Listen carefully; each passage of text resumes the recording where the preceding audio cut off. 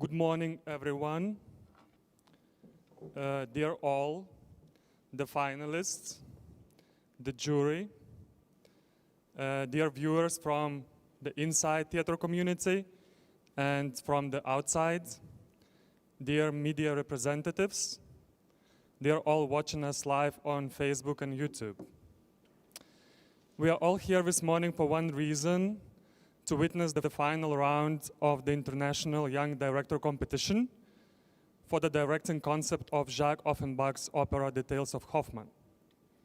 Just to remind, The Tales of Hoffman is an opera fantastique based on 3 short stories by German romantic and fantasy writer Ernst Theodor Wilhelm Hoffmann, who was born in 1776 and died in 1822.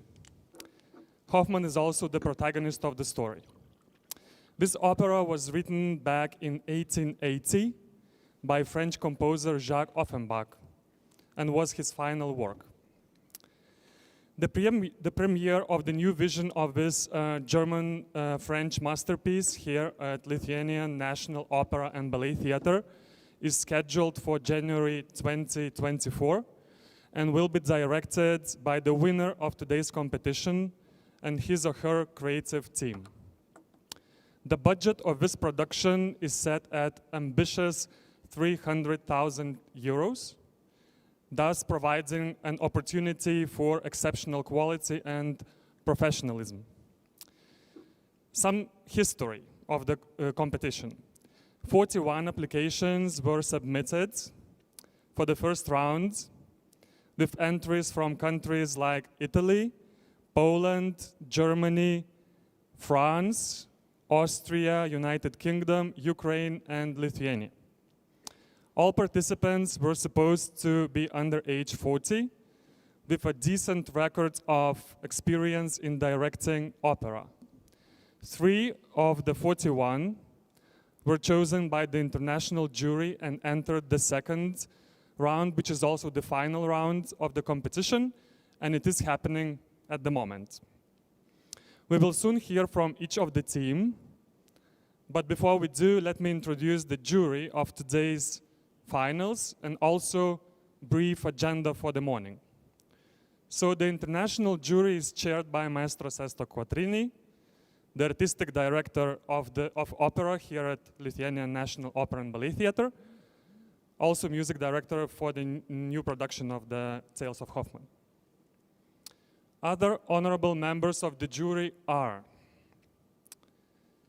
please welcome Ms. Tatiana von Valseum, a renowned scenographer and costume artist with massive experience in opera, ballet, and theater productions. Ms. von Valseum collaborated with our theater on ballet Romeo and Juliet, for which she was the scenographer and costume designer. She also was the costume designer for the opera Bluebird's Castle and ballet The Miraculous Mandarin, both produced here at our theater. She has been the recipient of numerous awards for best scenography and best design. Welcome.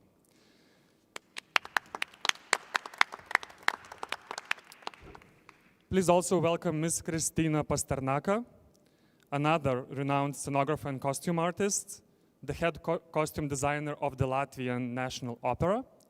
At our theater, Ms. Pasternaka created costumes for Richard Wagner's opera Lohengrin.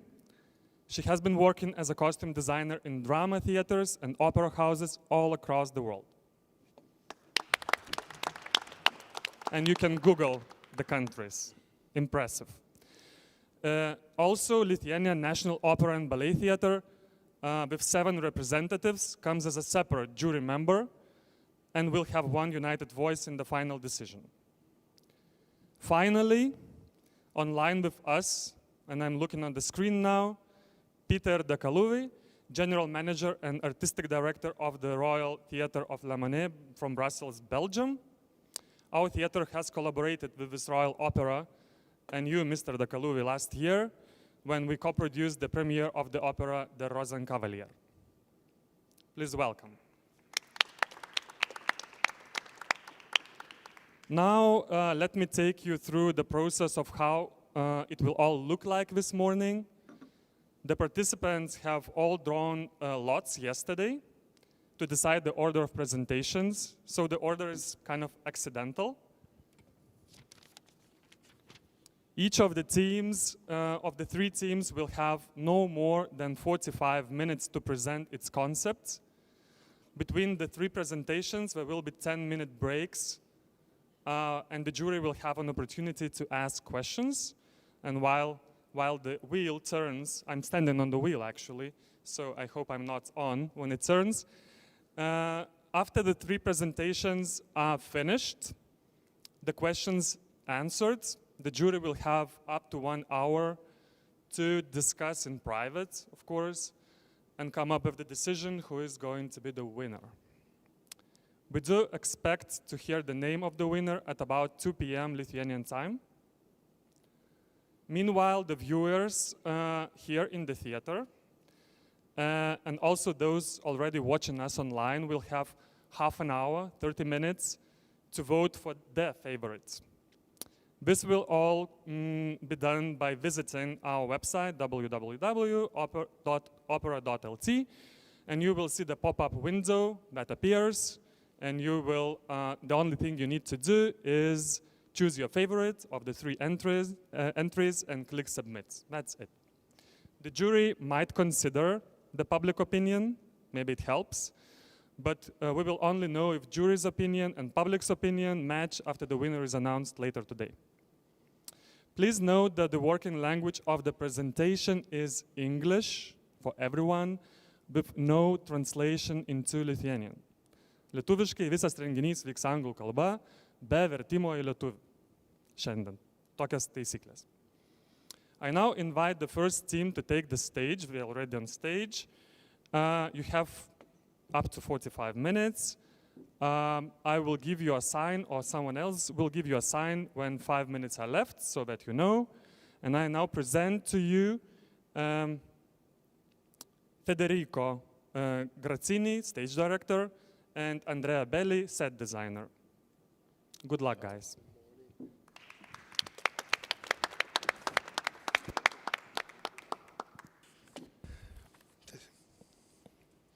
Hello. Hello, everybody.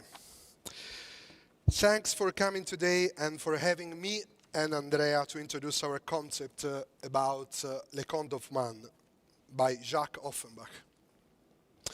As is well known, as we heard, this opera is based on the fantastic tales by Hoffman, the famous German writer. Offenbach's opera is an opéra fantastique. It means a blend of tragedy and comedy that combines German romanticism with French irony. The music by Offenbach creates a beautiful dialogue with these dramatic attitudes. To imagine our concept, we started from this challenge: reshaping romanticism through irony. The poet Hoffman himself is the central figure of the main plot and of the 3 tales. In the prologue, we find Hoffman at Luther's tavern, waiting for his ideal love, the opera singer Stella, on the right.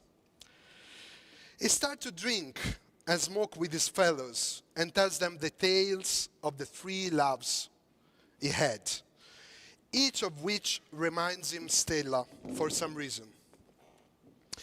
Niklaus, at the center, who reveals himself as the muse in our story, is a constant friend during his adventures and rescues him from disaster at the end of the tale. So, Hoffman seeks ideal love, but continuously fails in his quest. After finding himself trapped in a nightmarish fantasy. This is an hallucinatory world in which he is victimized by 4 Mephistophelic characters, his own antagonists who want to destroy him. Lindorf, in real life, of course, and Coppelius, Dr. Miracle, and Dappertutto in his tales. After being defeated 3 times in the tales, he declines spiritually and morally in real life, forgetting the date with Stella, with his love. In the epilogue, we find him totally drunk and bordering insanity. It will be only Niklaus as the muse to save him from disaster and to inspire him to pursue his destiny as an artist. In our concept, the story is set in contemporary times, inside a gym.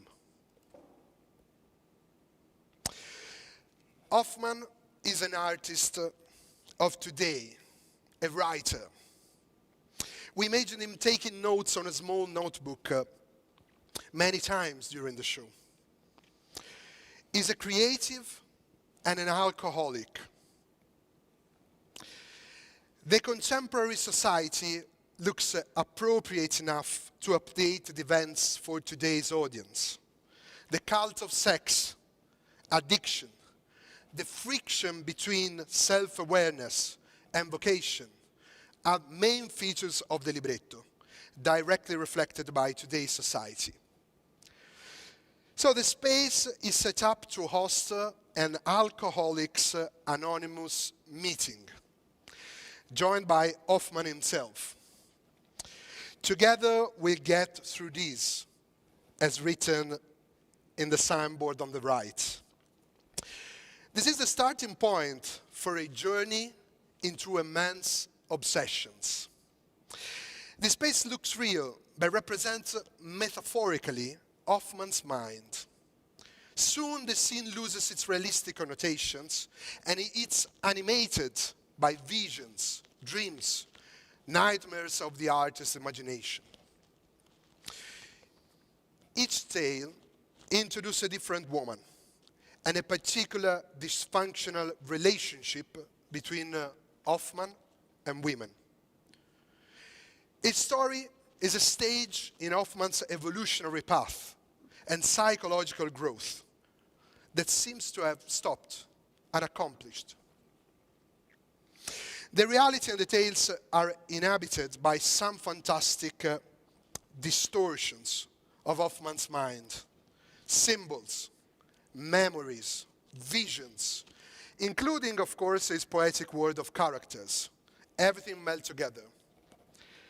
For each story, we explore different areas of Hoffman's mind in which obsession, traumatic events, and dreams are intertwined.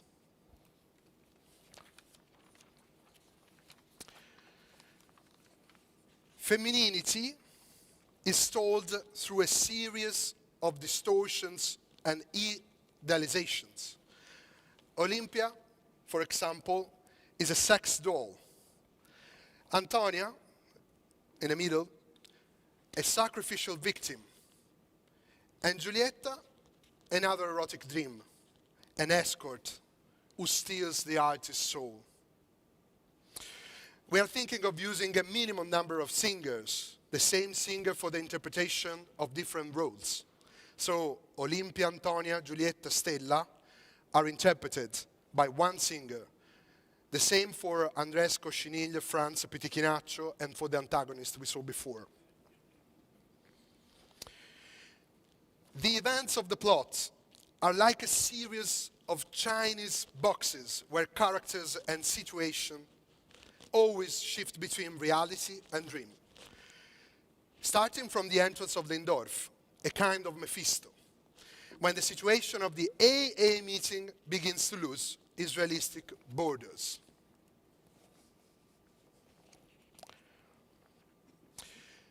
Before showing you our next set designs, I would like to say something about the theme. This is the story of a man who is torn between loving a woman, Stella, and being obsessed with his own fantasy world. Hoffman is overwhelmed by his imagination, and he can't help it. The gym hosts the depths of his consciousness, his traumatic memories and nightmarish visions that Hoffman needs to experience before rising up again to be an artist. At the very end, he will lose Stella and his battle against alcohol, but he will be inspired by the muse to pursue his destiny as an artist. In the epilogue, Niklaus, as the muse, saves him from madness.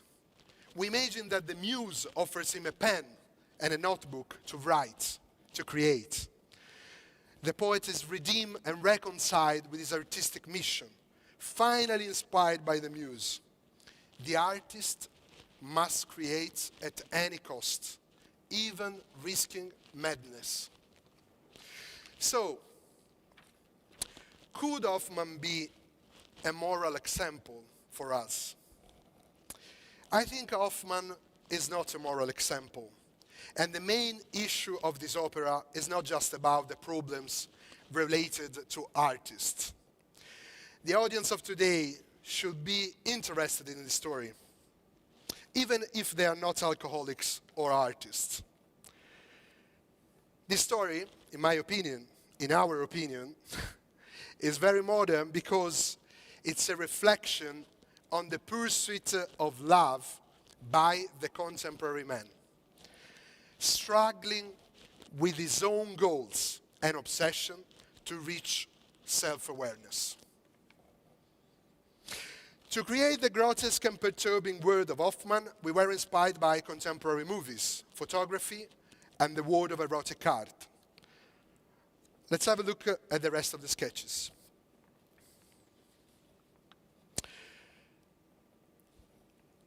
After Lindorf's entrance, shortly the initial situation is totally overturned.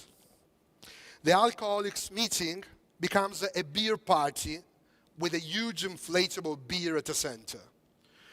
This is Luther's tavern, where Luther himself and his nightmarish faceless waiters will offer beers and crack pipes to the chorus of patrons and students. Hoffman joins the party singing his hilarious aria about Klein Zack. These are the characters I was just talking about. A sinister Luther and his faceless waiters. So the waiters are not realistic, but like nightmarish. From this moment on, every tale is an exploration of Hoffman's obsessions. The first word we explore is Olympias.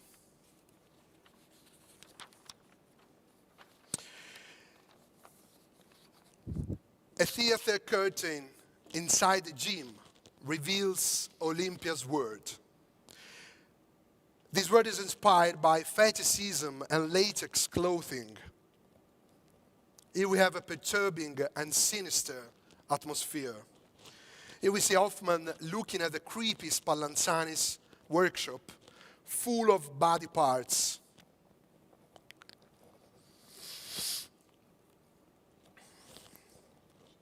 Yeah, these body parts are made by broken dolls, as you can see in the image. Here we can see the latex clothing I was talking about for Olympia and Cocciniglia. Cocciniglia is a servant. We imagine her or him as a female robot with a male voice. It's another experiment by Spallanzani. And then the characters of the greedy inventor Spallanzani with his weird colleague Coppelius with the glasses.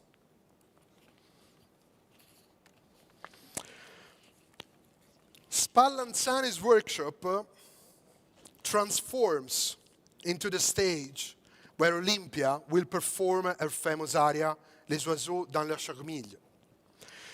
The stage of the performance will be a staircase inside a green box. The box from upstage will move to fourth stage as a wagon.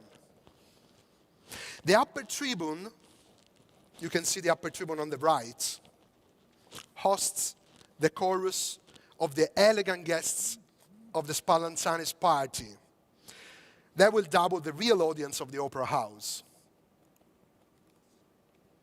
So, as you can see on the left, the chorus who joined the Spallanzani's party will be made by elegant people who remind the real audience of the opera house. The same chorus will appear in Giulietta's act, but in an orgiastic mood, here on the right. So, after an interval, we move to Act Second, Antonia.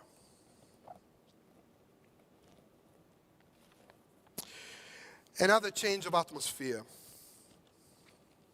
The tale of Antonia is particularly dramatic and dark, permeated by a paranormal atmosphere.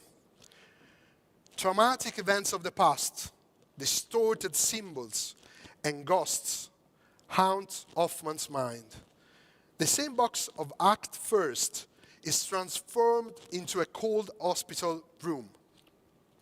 We see on the right Crespel close to a piano, and Hoffman on the left.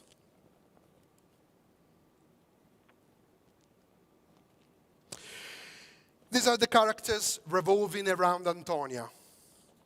The servant Franz, as a cleaner of the gym. The ghost of her mother, in red. And her stern father, Crespel, close to her. And the last one on the right is the crazy and sadist Dr. Miracle. After that, we move to the third and last tale, Giulietta.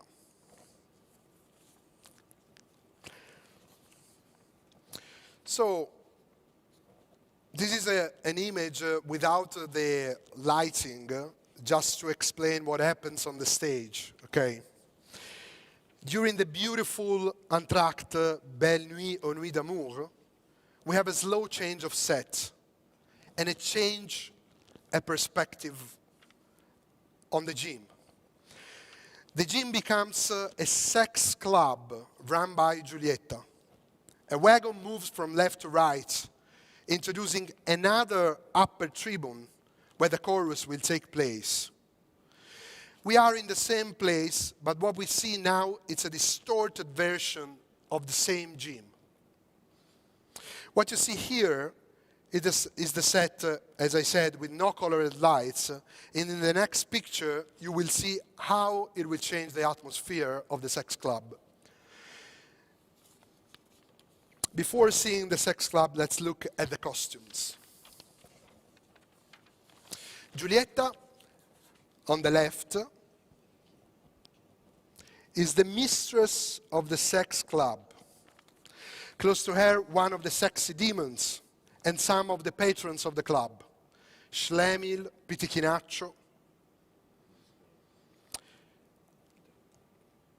Elegant and Mephistophelic in a red suit, we see Dappertutto, the fourth transformation of Hoffman's nemesis.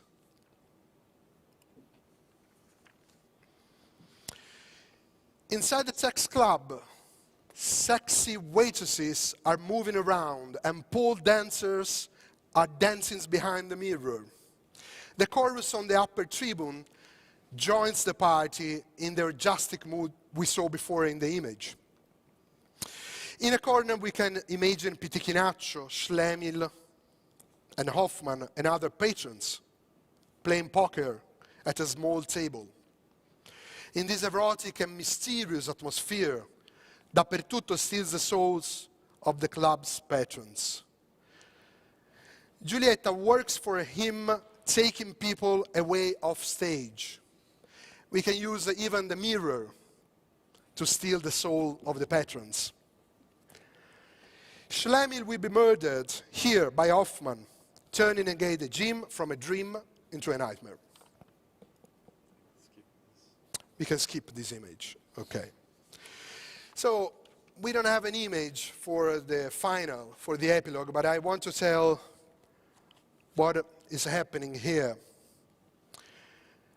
We go back to Luthen's Tavern setup. Hoffman is surrounded by his fellows, is desperately drunk and is bordering insanity. He can't even recognize Stella when she comes in with Lindorf.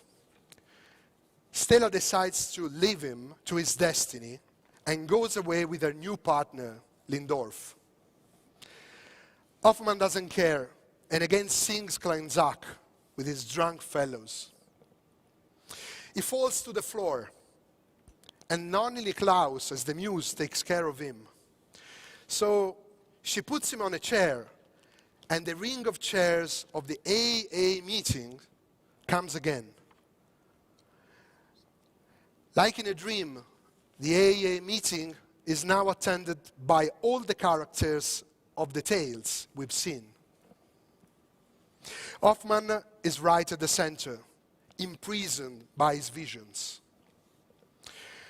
The muse offers him a pen and a notebook to write, to create. He repeats the words of the muse. From the ashes of your heart, your genius will rise up. Smile at your sufferings. And the voices of the characters around him. We are great through love, and greater through tears. The artist must create at any cost, even risking madness. Thank you very much. Thank you. So feel free to ask any question. I took a lot, so I'm sorry. It was... So it seems like we have 20 minutes saved for another teams. So thank you very much. It was impressive. Exactly. Now the jury will ask the questions if they have any. Of course. Great. We have. Okay, grazie. The first question is this one. In terms, for example, of casting, no? Because you, in a passage, you said that you thought about this production with one soprano singing all the four roles, no? That is one of the things that we can do. But what about, for example, if we will have four sopranos, four different roles? How this could affect your project, or if you think that les géométries variables that about your concept can work anyway? I think it's not affecting our idea, because the idea to have the same interpreter to sing different roles is something to follow the attitude of create a method theatrical situation, so not always like realistic. But of course the costumes can help in this direction.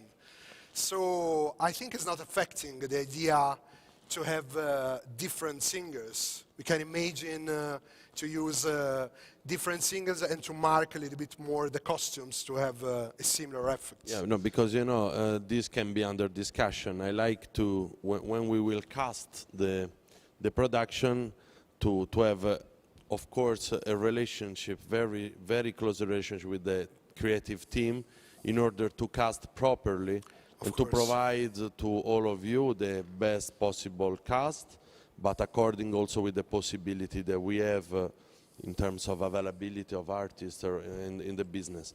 So the second is what's the what is for you the chorus in this opera? Because I saw that you put the chorus on the, you know, sugli spalti, okay, of this gym. And what represents actually for you the chorus in the different scenes where you used it? Of course, yeah, I understand. What is it? It's a coro greco, it's a Greek chorus who comments something, but statically it's a chorus that participates. Is just also the chorus just an imagination of the mind of Hoffman, or is the society who judges? I think the last one could be a nice point of view, because there's a lot of pressure from the society about the situation we have. The starting point is a reunion of alcoholics, so the judgment and the pressure of the society is something will happen. of course. I think it's a way in the middle for the situation we have in the opera. So it's a shifting between the tragedy and something more ironical. So we set the spaces for the chorus, but I imagine to use the chorus not strictly there. So it's not just that space for the chorus. I would like to work with them even in the action. So surrounding, for example, the green box of Olympia, no? During the performance. Or during the act of Julieta, there will be action of the chorus commenting and taking part to the story in some way. This is absolutely clear that you will move and you will work with them. It was just to understand if they were in your concept, just to go deeper inside your mind in this case, as we are the audience and you are Hoffman in this moment. And, you know, just to understand if the chorus was a projection of this drug or alcoholic dream, let's say, or nightmare of Hoffman, or if it was a real society participating like with a voyeurism inside the drama of this guy, like it happens in the regular life when we walk on the street and we see some homeless and we immediately, sometimes we don't feel that this is a person, we just judge or maybe sometimes laugh about it. And this is terrible and very cruel. Thank you, grazie. Do you have any question? Peter or Christina, or no? Yeah. With the microphone. Hello. Yes. I'm curious to know a little bit more about your style of directing. Like stylistically, how would you see yourself as a like what should I imagine in terms of? Okay, I understand. Thanks for the question. It's a bit autobiographical because it's like I come from the school of realism, so I really enjoyed to work with the singer about the psychology of the characters. So to create a believable situation, even in a dreamlike world like this. So in this opera, it's very important to have another pole, an opposition, not just a realism, but to mix with the stylization of the acting. For example, the role of the antagonist are really Mephistopheles, so I imagine to have another kind of register. And for the character of Hoffman, I think to work more on the realism, of course, of the situation, following every single event, creating a plane of reaction in every situation. I think that's make the difference, to react at the situation and to create a dialogue with the music. So that's very important in my style of direction in opera, to work always creating the dialogue and not copying the music, but to be in connection with the score. It was very hard to talk about the music in this presentation, so I said it's a very important part, but we wanted to give an idea of the changes. But of course in my style I work with the score, I work with the conductor, so it's just the surface. Thank you. Thanks for your question. We also have a question now.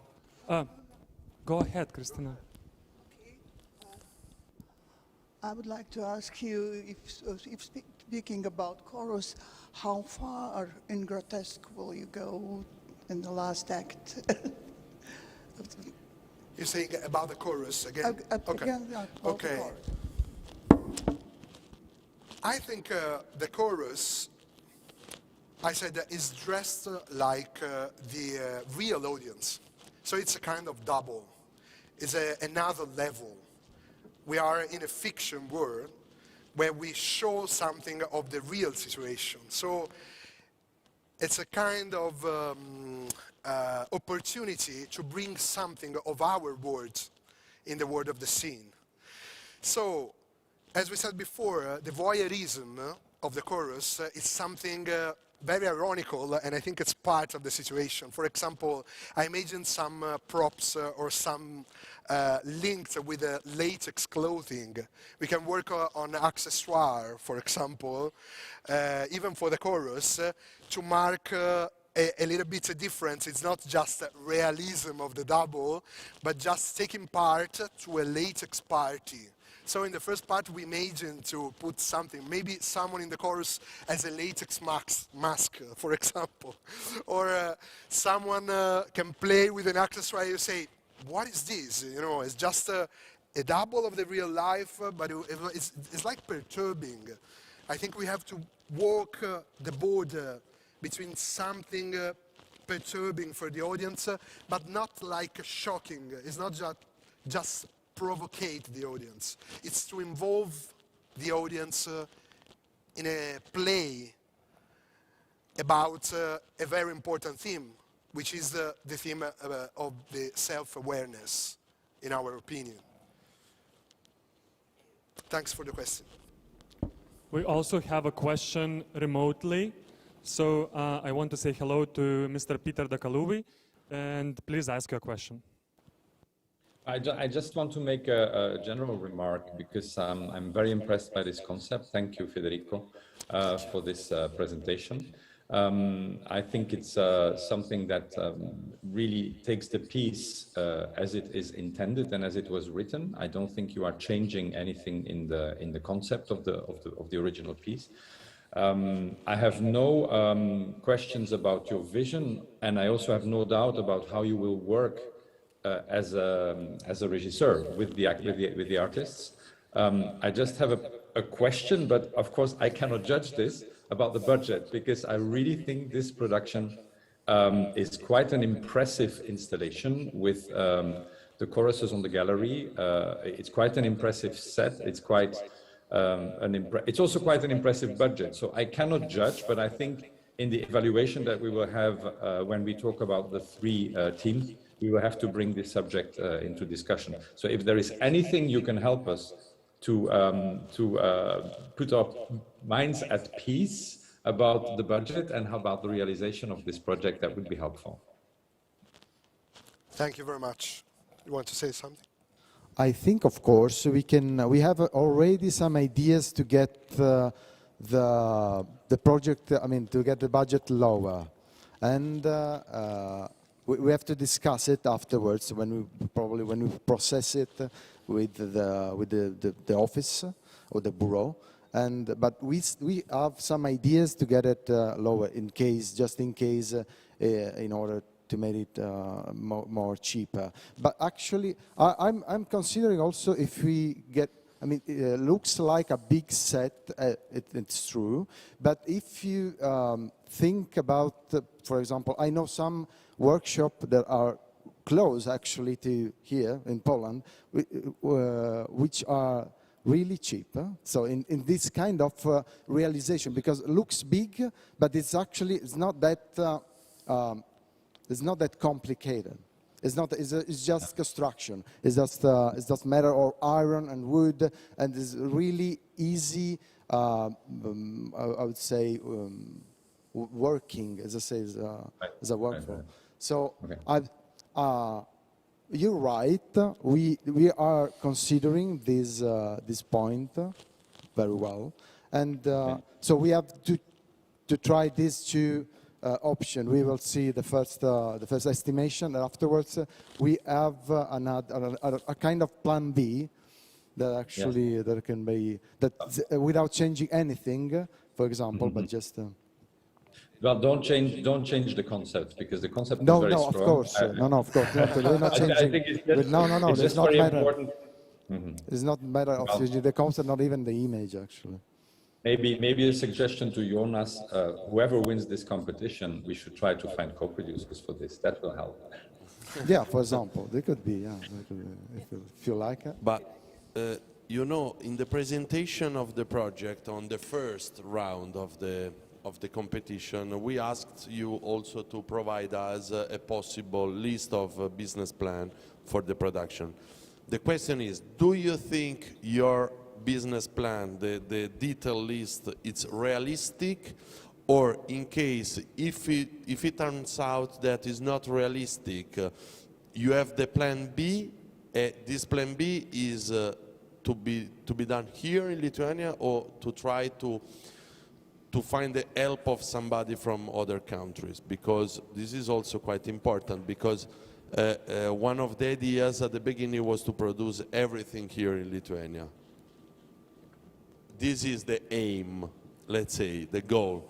Okay. Then, of course, realistically, we know, because this theater produces a lot of important production every season, and we know that it's possible to go in other workshops to produce something. But for you, the cost is the construction of iron and wood, but not the decorative details. No, they're are not not kind so of expensive. technology, kind of screen, or kind of a special technology inside here. It's just a matter of glass or plexi. Yeah. There's just Materials. actually. So if we taking just the materials cost without the workers, actually, Yeah. I think we could manage it. We can afford it.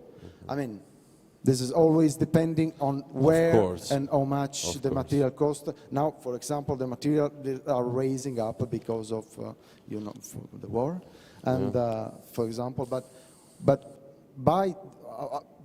besides that, we are considering also to simplify, I would say, the concept without changing anything of the concept and the image. Okay. It's kind of working with the technical director and workshops. No, thank you for the presentation. Maybe I don't have a question, but I had a wish, and if you will win, we will have a lot of discussion about how we can make, because I saw a lot of small details, in this, let's say, gym or sport hall. There will be some question how we will change, how time we need for the changing this set. So it's every time the same, but if we will find even one co-production site, another theater with us, it will be really great, because production is great. So also because co-producing is always live for us, So thank you. Thank you. Let's hope to have this opportunity. Thanks, really thanks to everybody for the attention.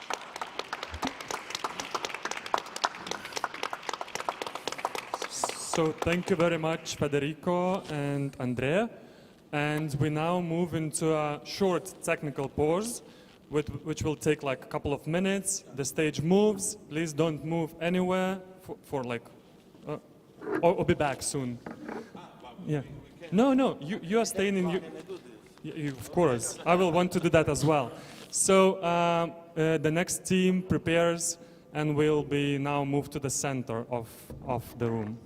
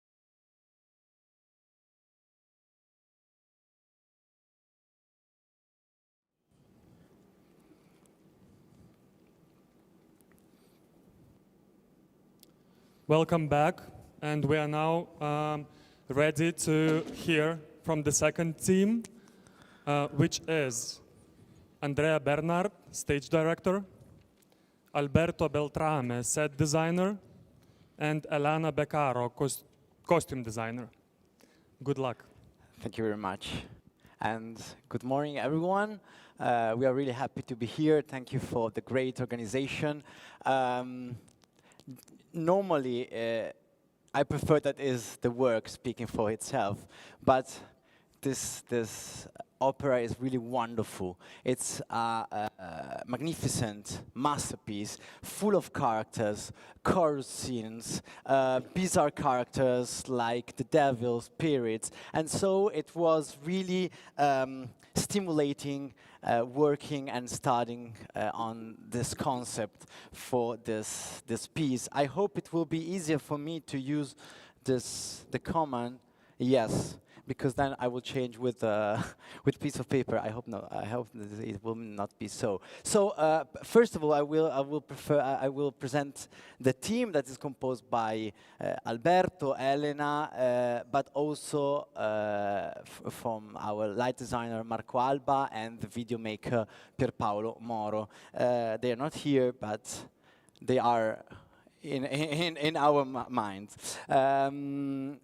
So, unfortunately, Offenbach never saw the staging of this opera because he dies before the premiere of this piece. So, in my opinion, we can feel the connection between the composer and the protagonist in this work. The theme of death, the past, the regrets are always present from the beginning of this music. From the beginning, I started to study the score. I was asking me, who is Hoffman for me? Who is Hoffman now? So I see Hoffman as an old man who has become disillusioned with life, tired and exhausted. A man who has been searching all his life for answers to his frustration and torment.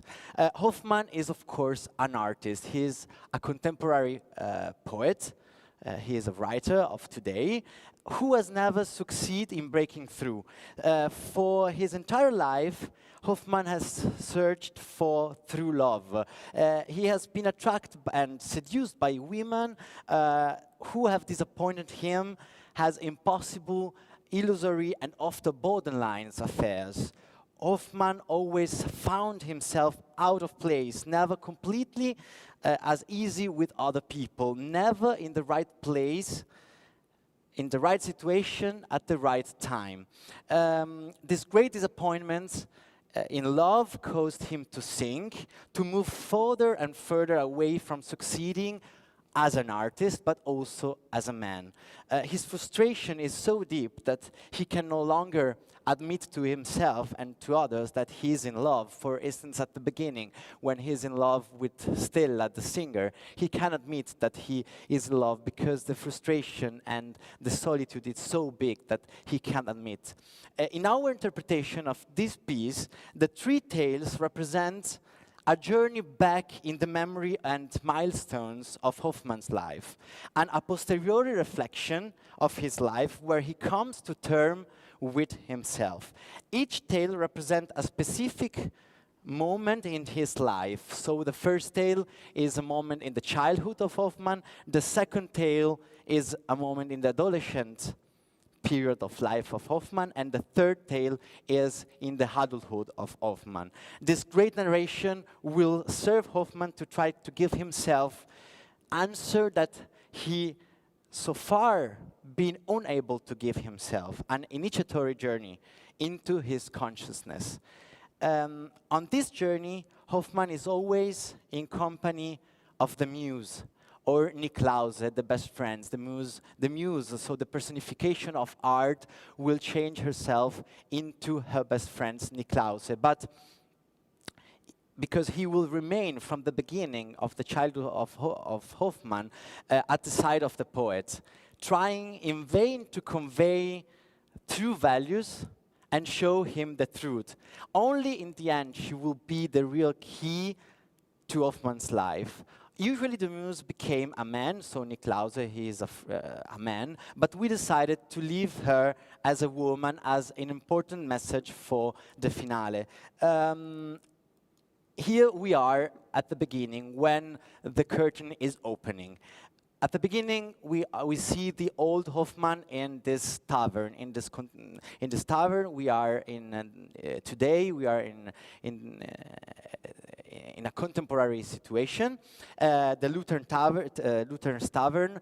Hoffman is tired. Hoffman is lost in thought and also drunk. He lay on a table, and there are some customers. It's late in the night, and at the counter, at the bar, there is Lindorf. Lindorf is a very interesting character, one of my favorite in this piece, because he is the personification of devil. So this devilish character who will persecute Hoffman in all his adventure, for all his lives. For us, Lindorf, we discussed a lot, but Lindorf is a sort of alter ego of Hoffman.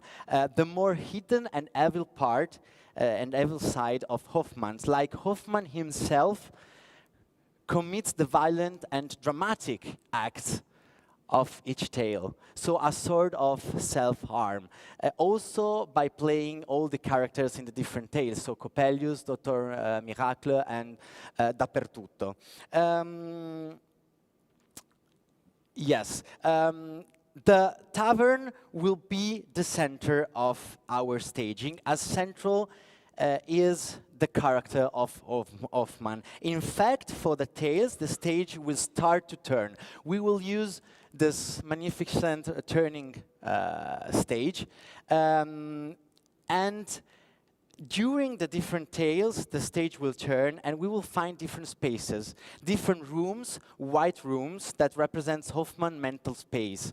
The rooms of memories where the different moments of his life and encounter with Olympia, Antonia and Julieta will take place. So just the stage will turn, but the tavern will always be in the center and always be connected with the past. So we have the past and the present that will meet when we are in the different tales.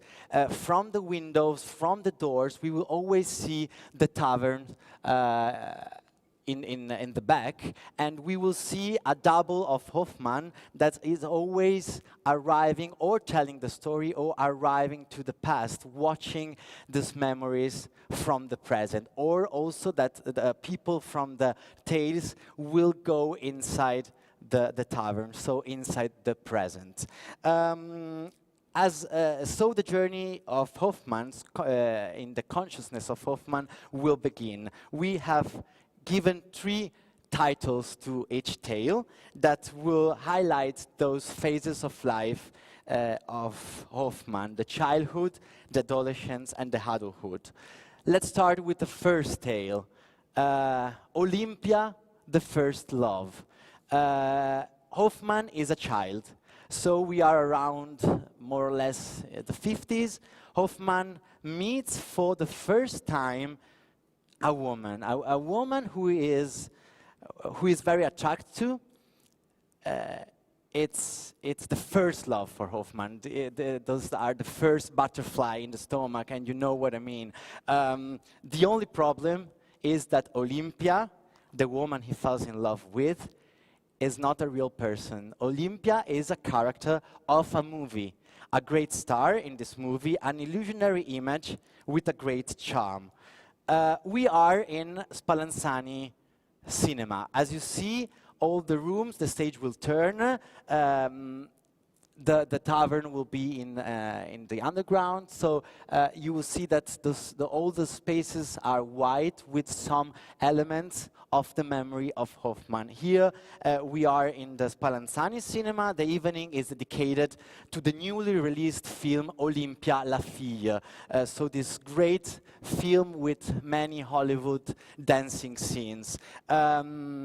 Coppelius, the devil, arrived, gifting Hoffman 3D glasses with which he has to watch the film. And here the magic happens. Once the audience enters and starts to watch the film, Hoffman sees Olympia as a real person. She is beautiful, perfect, flawless. During a famous aria, we will see Olympia coming straight out of the screen, addressing only with Hoffman, while the audience continue watching the film.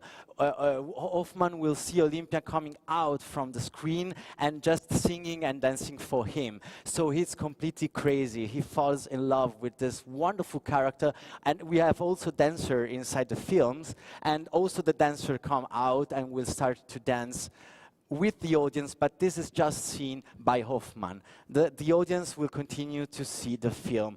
The child will daydreaming, discovering love and the opposite sex for the first time. The situation is really surreal because, for instance, during the duet, we will see him, he alone with Olympia, but at the same time we will see them in the real situation on stage, but also he is imagining him inside the film. So we will see also Hoffman in the film dancing this magical duet with Olympia. Hoffman is no longer able to recognize the real world from fiction. But at the end, Coppelius will return and will set fire to the film. Olympia will be destroyed. The movie will be destroyed, like Inglourious Basterds of Tarantino at the end, when there is this big fire. So the poet will be catapulted back to reality, now conscious that love has marked him forever. This is really the first time he discovered love. This story not only shows Hoffman's first failing in love, but also symbolizes the first stage of the relationship between an artist and the art. So namely, the inspiration of the artist. So the first moment when an artist starts to understand his heart. Yes, these are the costumes for the first part. Then Elena and Alberto will tell you something more about the set and costumes. We are here in the second tale. The second chapter, Antonia, the Promise of Eternal Love. This chapter is represented by the image of the marriage. So the happiness that Hoffman hoped to find in eternal love. He is now a teenager, and driven by love like Romeo and Juliet, he has promised to marry his fiancée Antonia, but, spoiler, this marriage is not possible. Antonia is ill, and her father does not want her to see Hoffman's anymore. He is afraid that she can die like her mother died. The scenes open with a lawn full of flowers. Antonia is dreamily singing her aria in the middle of this lawn, dressed as a bride, hoping that Hoffman will return to her and finally marry and rescue her. As you see, the space is the same space of the cinema, so it will be changed, and we will be then in the mind of Hoffman as an adolescent, so everything will change. Antonia is a sick girl. She used to be a singer. She wanted to be a singer, but has been driven to madness. To madness by her relationship with a controlling father, so a really bad father who does not leave her to be free to follow her art, to be what she wants, because he's afraid that she will die like her mother did, because also her mother was an artist. She was also a singer. So after the first aria, when she's dressed like a bride, the stage will turn, and we will enter inside this room, and we will find out that Antonia is in a psychiatric hospital. As you see, there is in this corner a television. That's because it's where Antonia, like a sort of therapy, will watch old videotapes with her concerts, like a sort of staying in contact with her art. When Hoffman arrives, the situation is very tense. Of course, the father discovers that Hoffman is arrived to see Antonia, and in addition, the devil comes in form of a doctor, Dr. Miracle, who will try in every way to worsen Antonia's mental health. By understanding that this love with Hoffman is not possible, in the end, Antonia starts to hear her voice, the voice of her mother. So this wonderful voice of her mother, the stage turns, and Antonia, following the voice of the mother and the doctor, so the devil, she arrives in a room with a bathtub. There is also a radio, from which the voice of her mother comes out. Antonia will enter in the bathtub full of water, and the doctor puts the radio in her hands, and Antonia will drop at the end this radio inside the bathtub, dying by suicide, so hoping to find the eternal peace with Hoffman that can't do anything at the end. So in this chapter, we see a further loss of Hoffman's certainty. Not even marriage can be an answer. Following convention for Hoffman can be harmful for him. In the parallel with art, this chapter represents the artist needs to have confirmation, security, and to find out the way, the own way and style. So let's go. These are all the costumes, and let's go to the next tale, Julieta, the Betrayed Love. In this third tale, we find Hoffman as an adult. He is lost. He hangs out in a corrupt, bored, and perverse society, far from his ideal. In particular, he is invited to a meeting of a secret sect, where everyone is wearing Venetian masks. In this tale, we talk about loss of identity. Giulietta is in business with the devil. Dappertutto, the devil is the boss of this sect, who promises her riches in exchange for the reflection of other men. And at least he wants the reflection of Hoffman.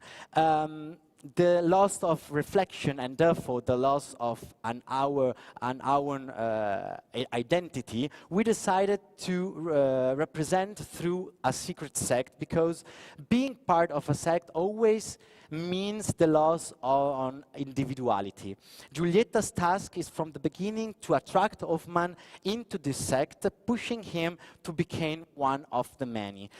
During the Barcarolle duet, this wonderful duet, the stage will turn, and we see Hoffman walking through rooms in Giulietta's palace, this sort of private casino where the sect entertains itself by gambling, having different rituals, sex rituals, and we will see Giulietta, for instance, performing an initiational ritual with Schlemihl, a new adept of this sect. Hoffman has promised himself he will never fall in love again. But Giulietta's seductive power is too strong. So he will fall in love with her and will lose everything at the game in this roulette just for love. And to obtain the key of Giulietta's room, represented by a poker chip, he will kill Schlemihl, the new adept. Love is a centrifugal force. It attracts Hoffman even where deception is hidden. The artist becomes a chip, like so many other men collected by Giulietta. So we will see this in this room with this big screen. Behind the screen, we will the mirror. We will always see the tavern, and all the men collected by Giulietta are represented by all those poker chips, and one of them is brought by Hoffman at the end. In the end, so Hoffman is completely infatuated with Giulietta, will agree to lose his reflection, and so will agree to join this sect. Julieta can finally receive the prize promised by the devil, and she will run away with another man. So Hoffman, once again, betrayed by fate and love. Another desperate attempt to find an answer in love. The story, from the point of view of art, represents the loss of modesty. The moment when an artist is categorized and sell himself out. The idea that in order to pursue a value for an artist, one artist must sell himself to others. So here we are. We are at the end of this magical journey. We are once again in the tavern. Hoffman's life is coming to an end, but he's completely destroyed by this remembering. But thanks to this journey, thanks to these memories, and so this self-analyze, now he can see the solution before his eyes. The answer has always been with him, and it is the muse. The answer is art, or rather the art within himself. All his life, he searched for satisfaction in the outside world, through woman, through love. But only now he realized that the answers lie only inside him. So the loneliness is actually his salvation. He has finally found peace and love. Art is the only true relief. Because how can we deny that even art is not love at first sight, everlasting love and betrayal? So at the end, in this understanding that art is the only solution, all the characters of the tales will come back on stage. The stage will turn, at least in this magical, in this wonderful last chorus, and we will see all the rooms just empty, just with the three ladies going to Hoffman, and at the end, just the muse will go to Hoffman, and this is the sort of last solution. So it was really short, this explanation. It's a wonderful big opera, so we could stay here for a long time, but I mean, the work can speak then for itself. I want to leave the microphone and space for Alberto and Elena, who will try to explain a bit more about our set and the costume. So thank you very much. Usa il microfono. So just shortly about the stage design. Can take it. Yeah, is it here? Yeah. So for us, for me, it was very important to have a fluid space, because we are representing, I mean, the tavern is a realistic space, it's the here and now, and it gives, in its architecture, it gives like the architecture red fil rouge to the whole set. But it is very important for us to have a very, very fluid movement between the different scenes. As Andrea said, it is a journey in the mind of Hoffman, so it's a journey on the psyche, and the psyche cannot really be compartmented, cannot really subdivided. There's a multiplicity that comes to a unity. There's a multiple Hoffmans that actually are inside one Hoffman, the storyteller.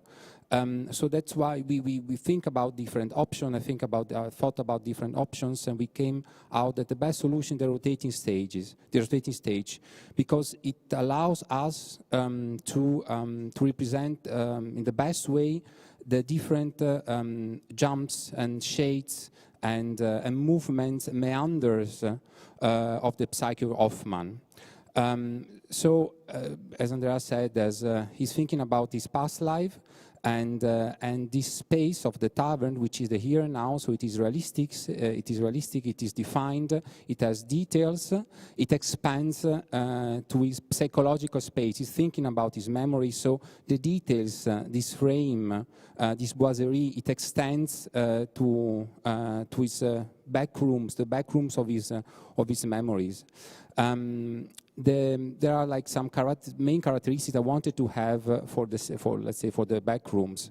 I wanted to have a fluid space open with niches, but on the same that we'd have like some rooms with a focus, but also I wanted to have niches. I wanted to have little corners with shades in which characters can hide and then come back. I wanted to have a focus that moves constantly from where the action is to another part, and there's also different tones and different intensities. So there's a main action, but maybe in that corridor there's a second action, and it will lead to the next movement. So in the psychological space, light design will be very important. Marco Alba is not here, but we will never like light the whole scene all together. We will always focus in some spots, and then exactly, we always focus on some spots and then move to other secondary spots. So at the end, the colors are like neutral, because it is very important for us to underline the subjectivity of the narration, the subjectivity of these memories that he has lived a long time ago, but now he sees with different eyes. So the journey is not lucid. It is a bit. Sometimes it's also an hallucination, because he's in tavern, drunk, he's old, and he's like deep in his like a loneliness. And so there will be also space for vision, and the space will vanish sometimes with the lighting in a sort of a dream.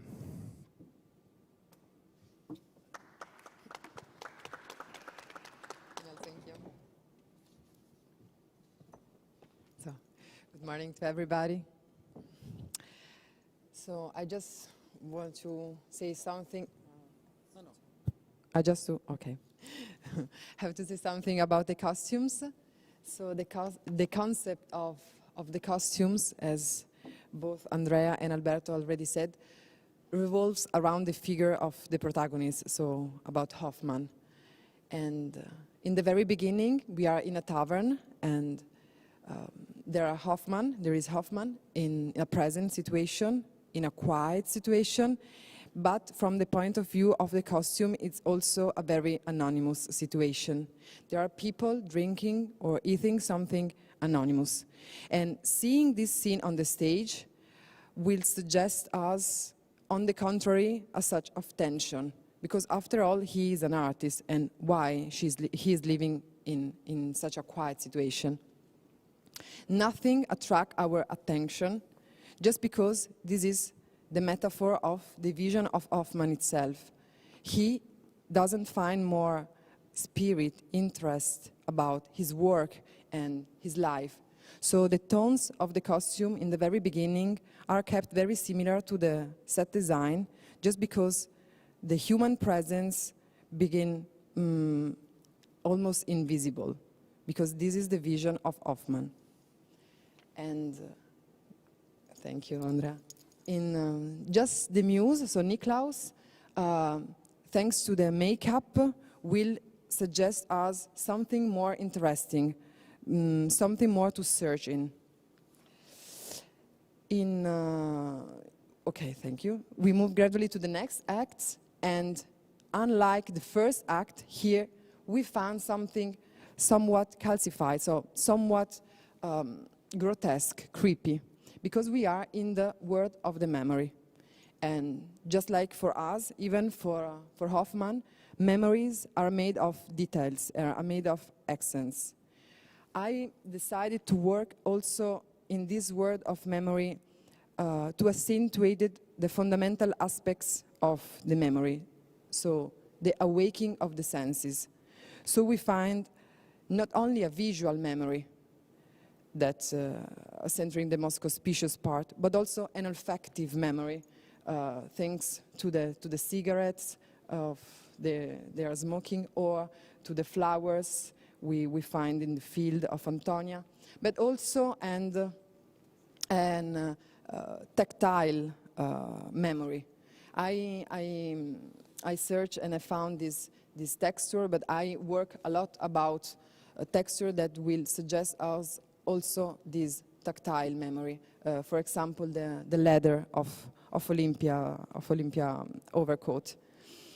And it's important to see that there are only signs to suggest us that is something very different from the reality. We are just in memory. And another key aspect of the work of the costume, is our epochs, because they are clearly visible, but also just a little bit hinted. We are moving through the memory of Hoffman. So we are in a childhood memory, in a youth memory, and in a adult memory. And we find the cuts of the costume in different epochs. We find 50s for the childhood memory, 50s, 60s, then 80s costumes, and then more recent, like 2000s. As I already said, there are not a vintage, realistic scene and realistic epochs. They are just signs that suggest us we are in emotional way of seeing the past. And you can move to Hoffman.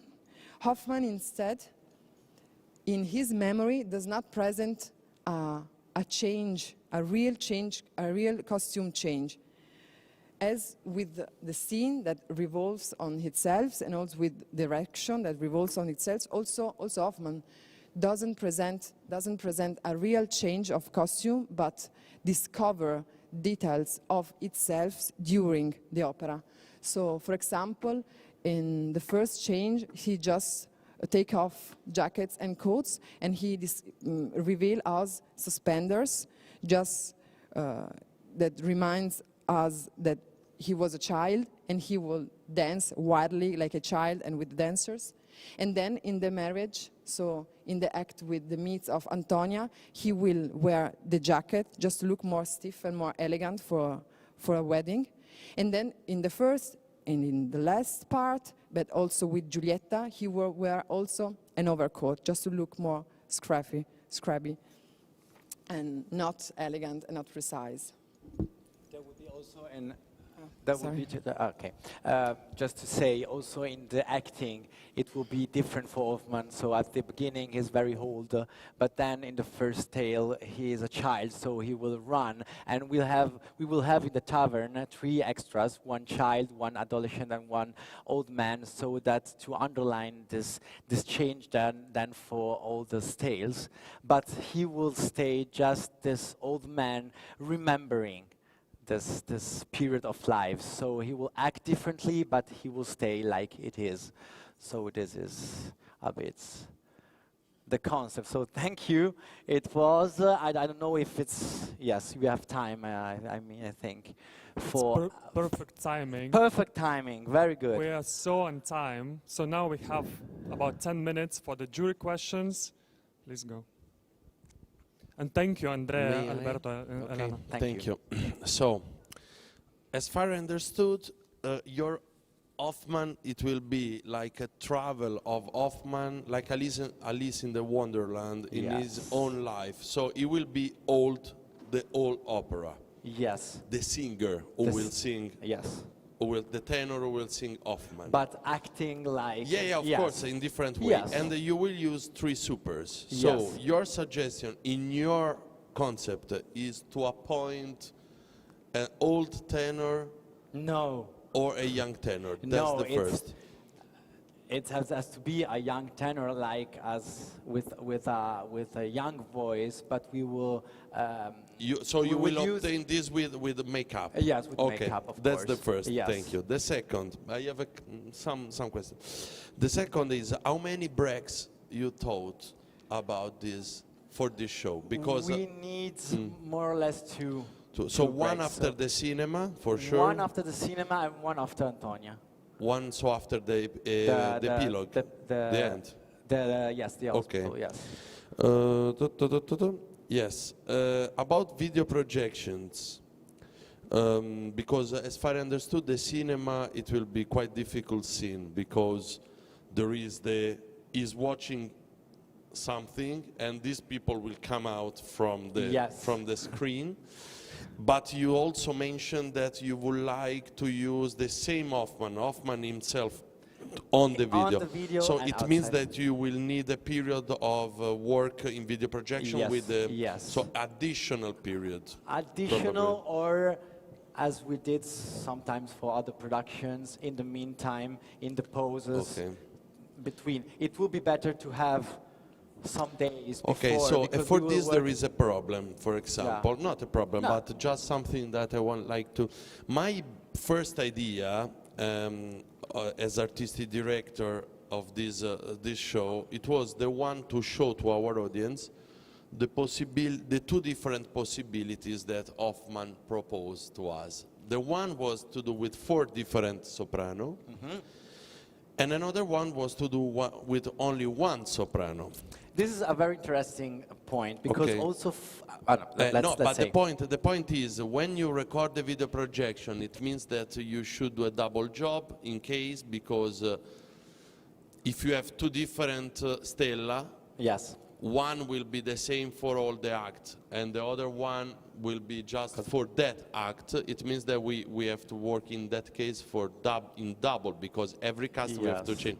So we should be very, very sure about the video projection that every night we But send. we will, yes, of course, we will be sure. So different singers, but doing the same character. So Yeah. like Stella and also the 3. But no, it's very Okay. interesting for me, but we have also to understand that we are a theater of a repertoire. So, for example, if you win and we stage your concept, of course, for the premiere there is no problem, because for the premiere we have time. But what about, for example, the next season when we will revive the show and the singer maybe will change? Are you available to come every time and to do a session of video projection with your video maker? Well, I don't think so, but with the video can be easier because with the makeup and the distance, maybe we can work on it by knowing that there is this kind of question from the theater. It's technical, yes, no? but it's Because, technical. By otherwise knowing the this, risk it can be like the makeup can be really close, have to be the same. So I think it can be quite easy. Yes, please. We discussed just about of this kind of possibility, and we discussed also to use video like video. So theater is theater and video is video. When we see a film and a video, we can work on details, on gestures, and on movements, and we can manage it with the possibility of have many cast or many person on. Yes. Thank you. So just to close, 1 tenor, and you don't mind how many sopranos. This is the point. Yes, I like the way to have 3 different soprano. I like this. 3, yeah. Yeah, for each singer, for each character. Yeah, each yes, character. because also the music is very different from the singing. It's very different. So this was my suggestion, but it depends of the theater and how it's with the repertoire here. Thank you. Thank you very much.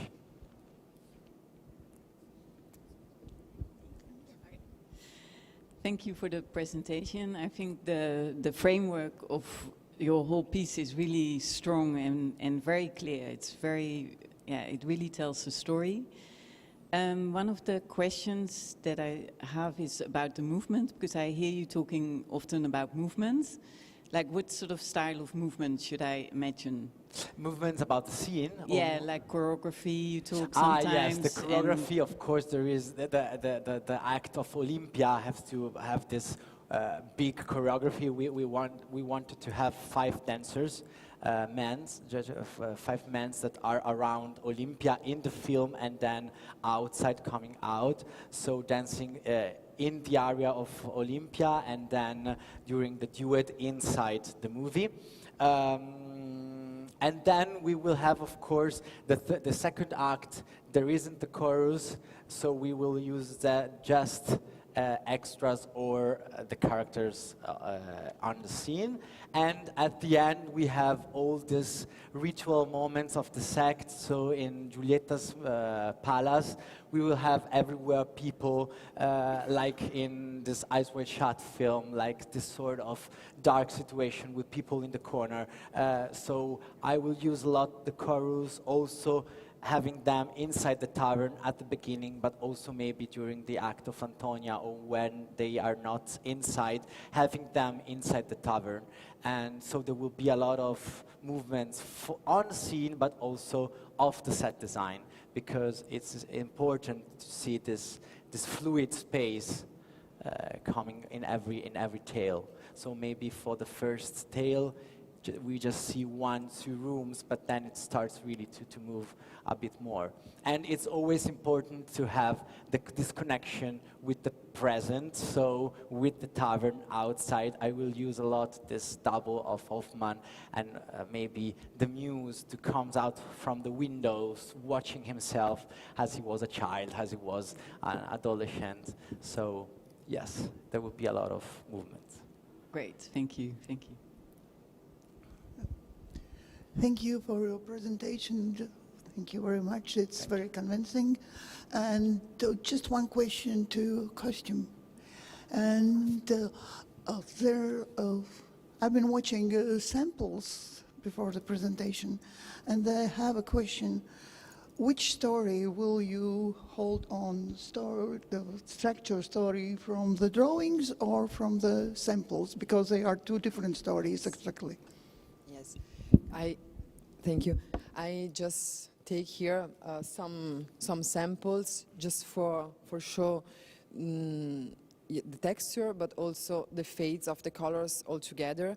And I always work with the team of the theater, because I want to speak with the team of the theater which kind of costume will be new, which kind of costume will be in construction, and which kind will be also buy.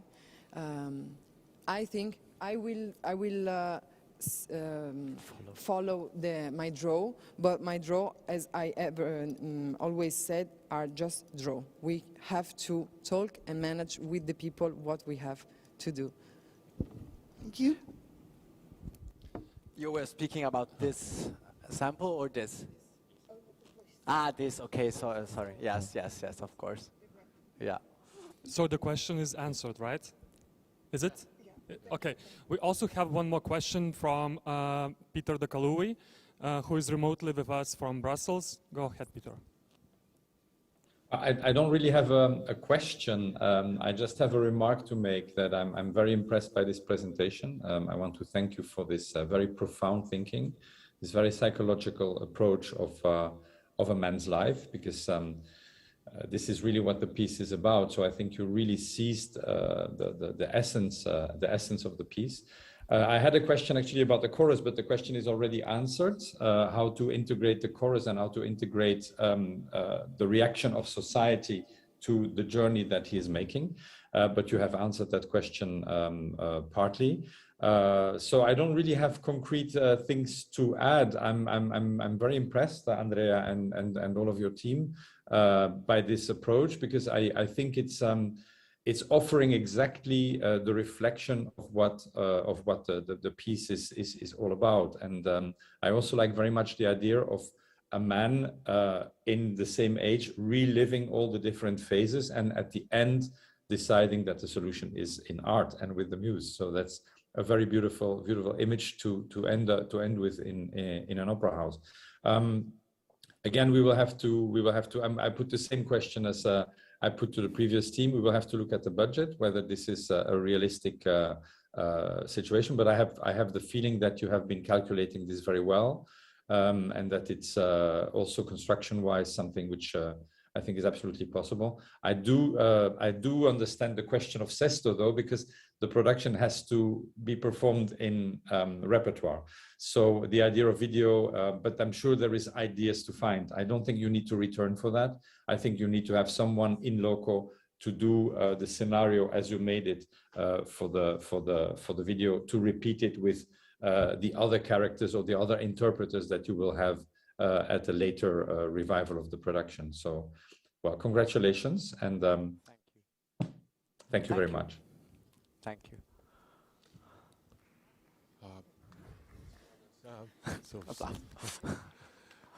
Yeah.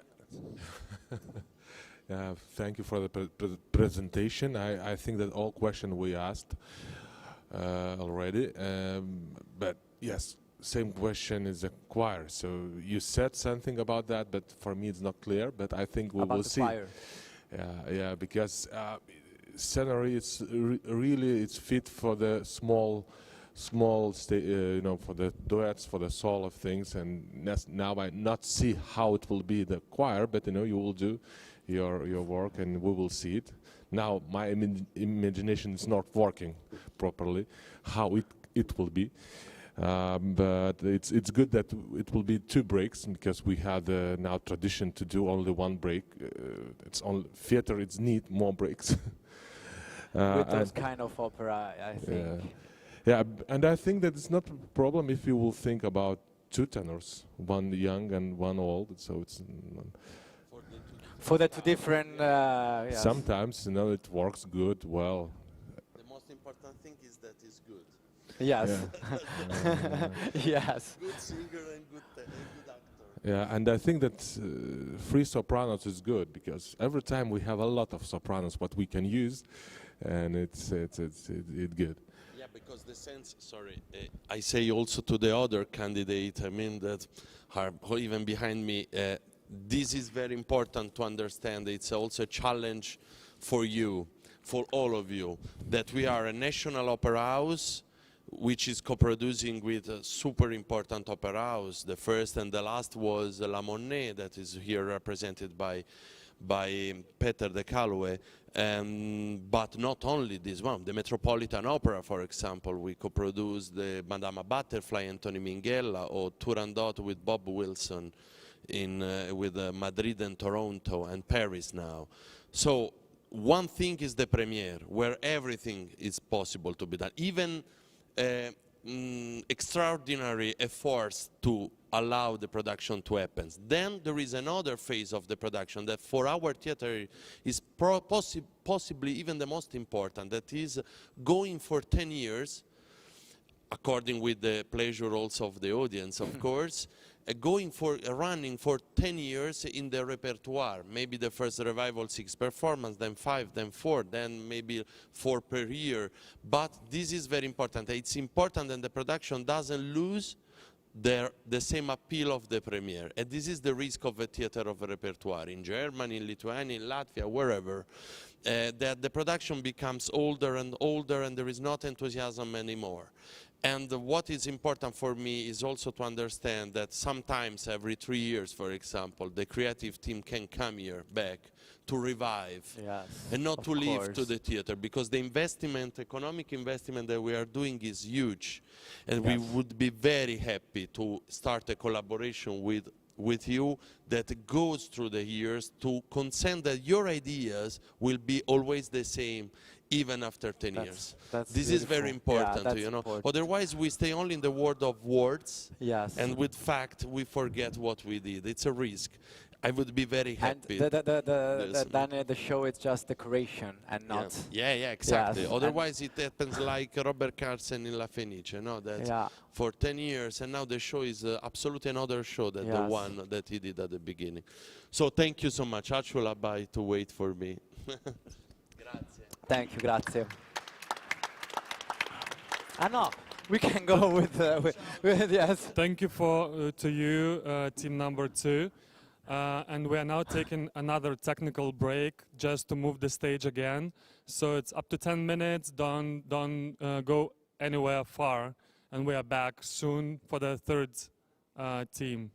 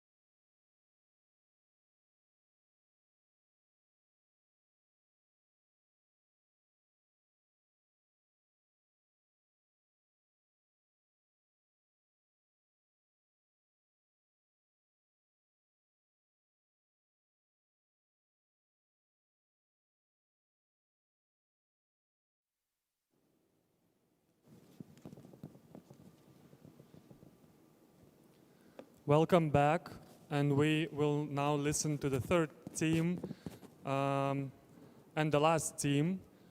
And the conditions are the rules are all the same. You will have 45 minutes. After 40 minutes, I will give you a sign. And I also want to remind that afterwards, the audience, the public will be able to vote. So stay tuned for that moment, and we will give you the sign for the start. For now, please welcome the team number 3, which is Chiara Osella, is responsible for stage, Eleonora Peronetti as responsible for set and lighting design, and Emilia Zanolli as responsible for costume design. Good luck. Thank you.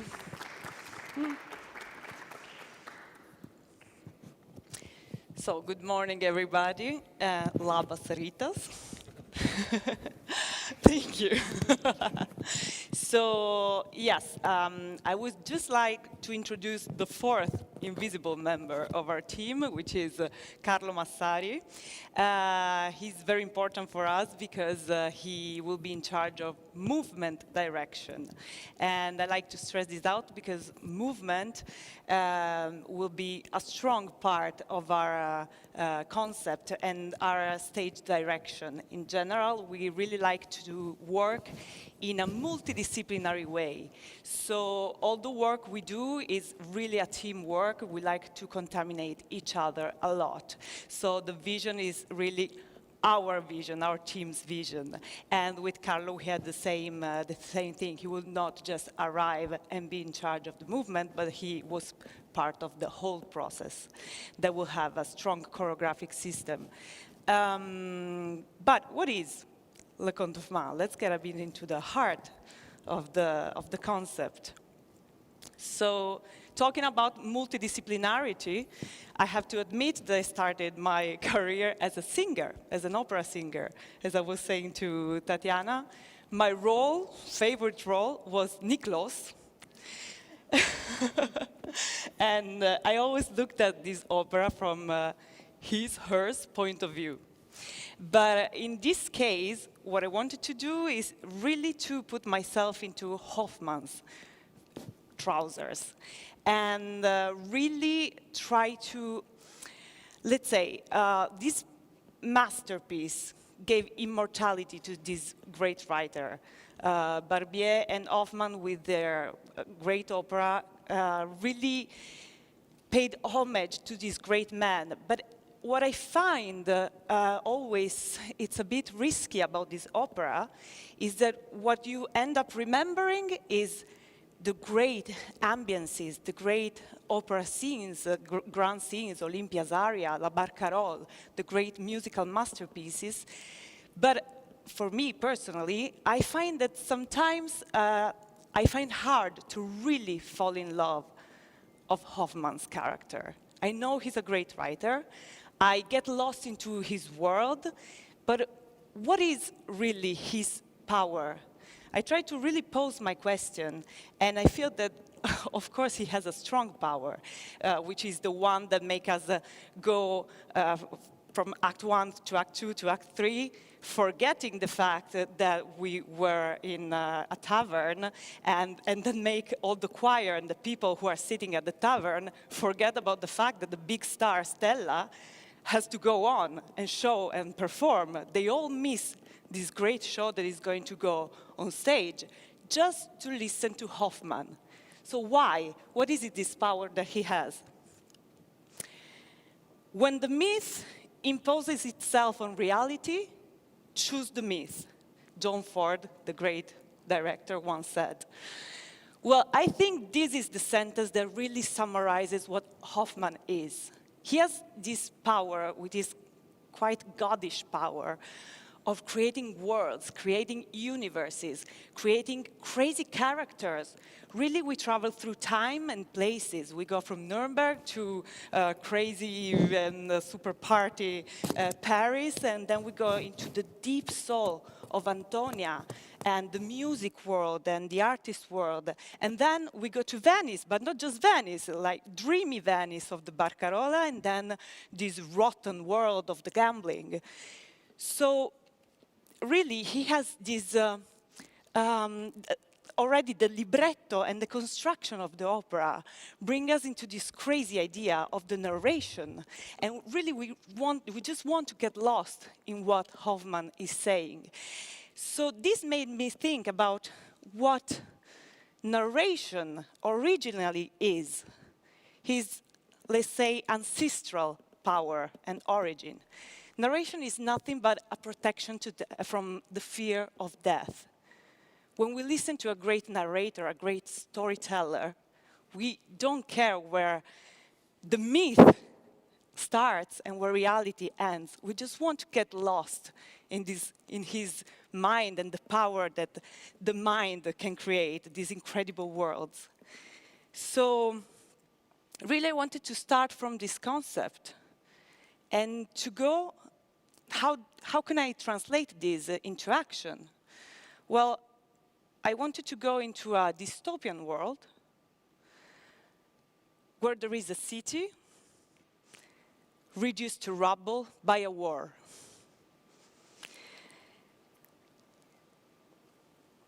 And the narration, the power of narration, wants to make me forget about everything that happens outside. So we wanted to have this city bombed and destroyed and deeply wounded. I know this may sound harsh today, but in this city, we wanted to have this café chantant. Why a café chantant? You all know what cabarets meant between World War I and World War II. There were these places where people just went there and say, okay, let me forget about the atrocity that we just lived and just have party and fun until the next war comes. So for us, it was really important as a place to have a café chantant and to have Hoffman making him live again. So what will happen? We will really go throughout a metamorphosis of both the scenes and the costumes. So in prologue and the epilogue, we're in the present time. It's the war time. So all the customers and all the people and the place, the Café Chantant, has been bombed. It is dark, dusty, eaten by time, but it slowly starts to live again.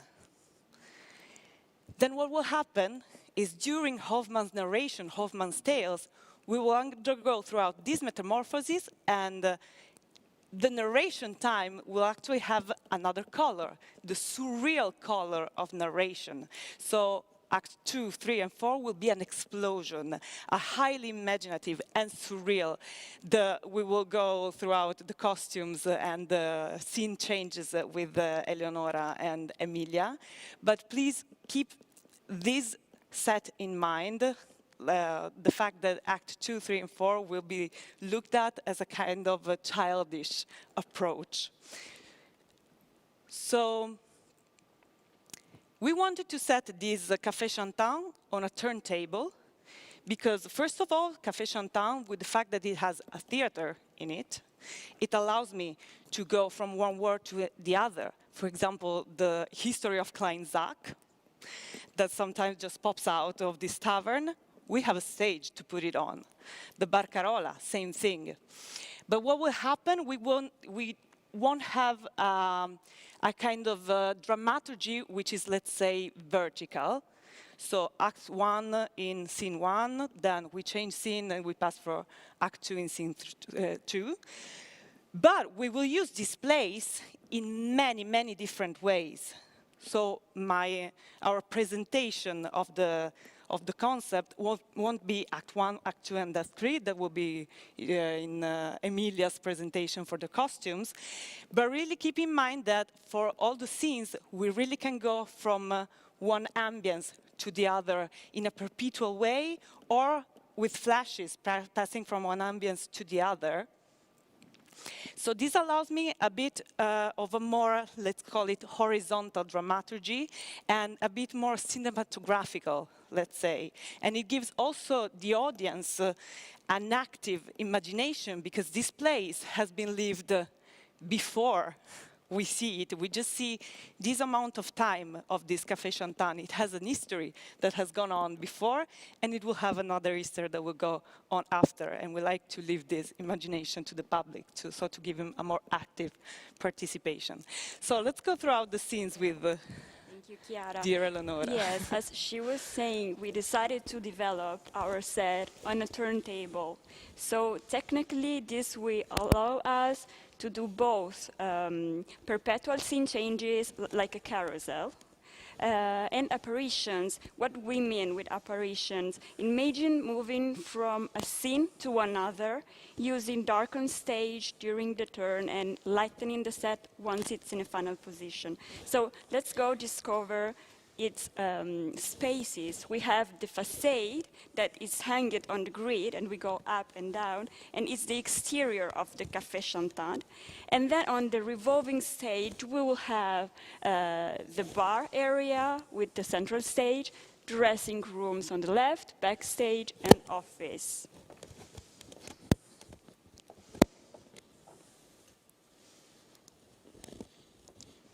So on the first sketch, you see the facade with the entrance of the Café Lindorf.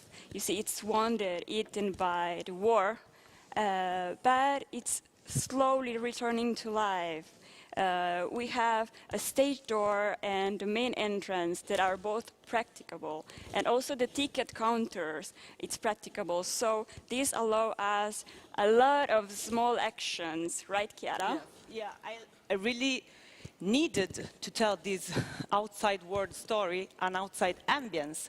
So I like the fact that the first choir, the glue glue glue choir, which actually comes from the inside, now comes from the inside of our café.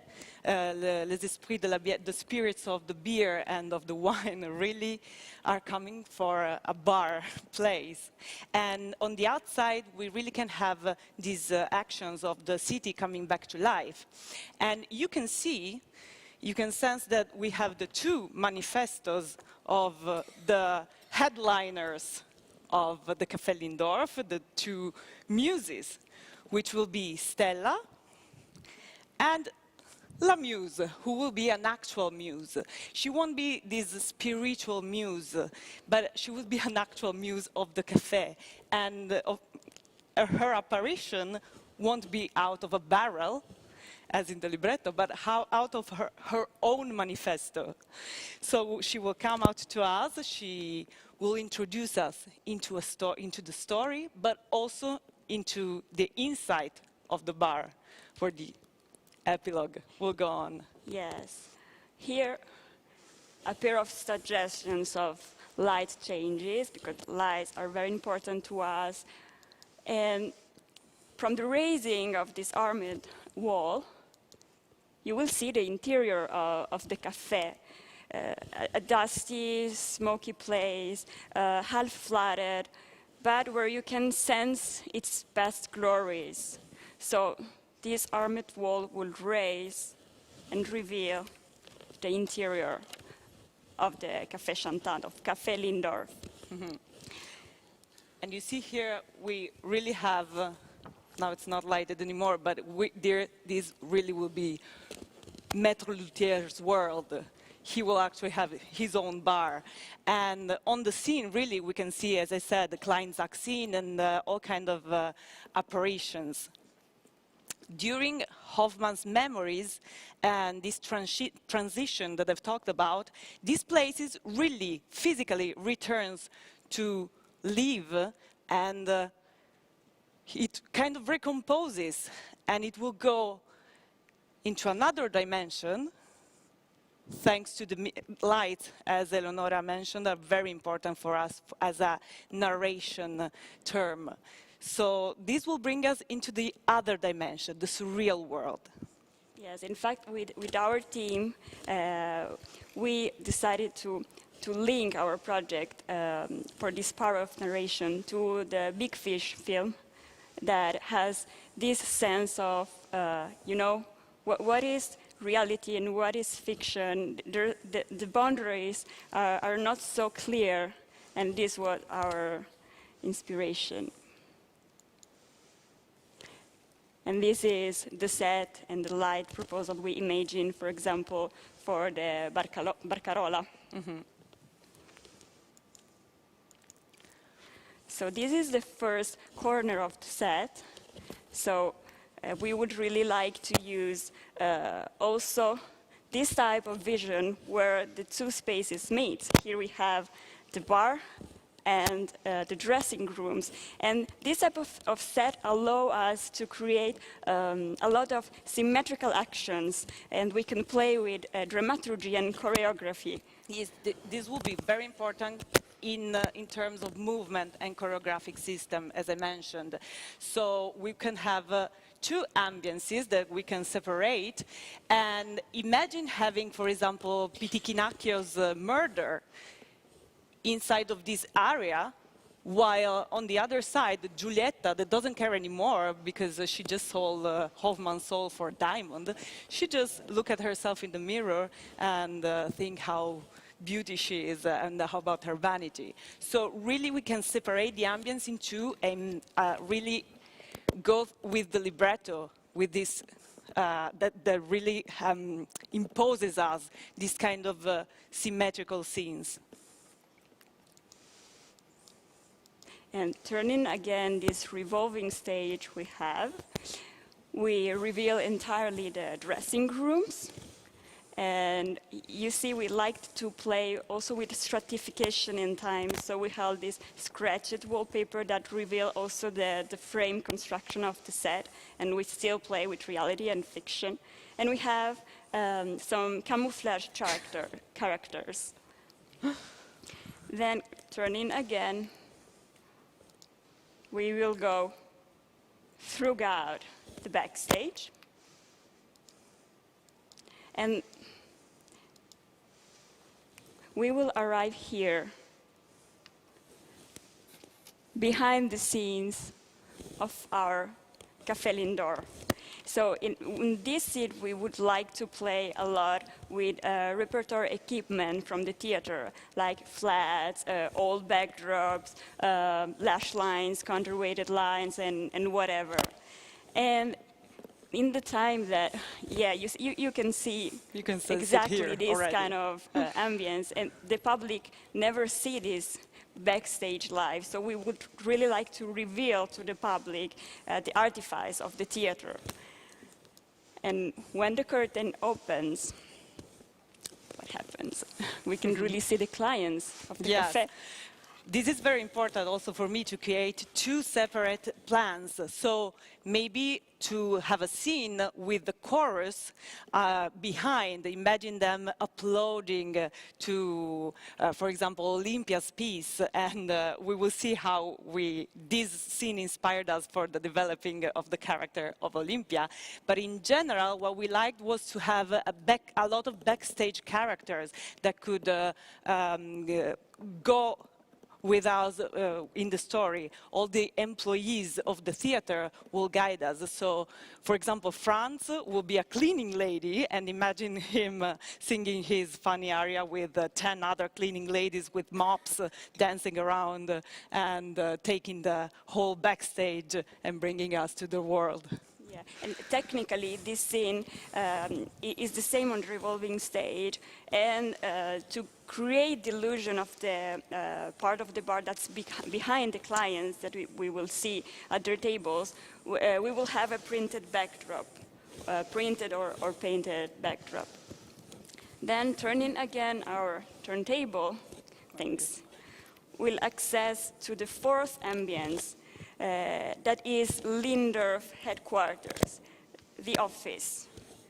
So, yeah, this is very important for us. Yes, we discussed a lot about this fourth ambience, because first we wanted to have a crazy kitchen, but then we realized that why did we call, because you've been noticing that we call the Café Lindorf displays? Well, we like the fact that Lindorf, who now you know he's the bad character, the evil character, that really acts like a puppeteer. We like the fact that he was in charge of all these employees, all these backstage and the bartenders and all the other characters, so that really he can play with them, he can spy at them from the window, and this ambience also will allow us to go through the other scene, the gambling scene of the Julieta's act. For example, why? Why is it so? Because Lindorf and Dappertutto will have an adherence. They will be the same character. They will have the same costume. Why? Because the fourth act already has a kind of atmosphere that is a bit less surreal, but really bring us back to the epilogue's war, to the wartime. So we wanted to create this rotten atmosphere, having this illegal gambling here, and we also have a safe, a secret safe here, hidden behind the library, where he can keep his diamond, for example.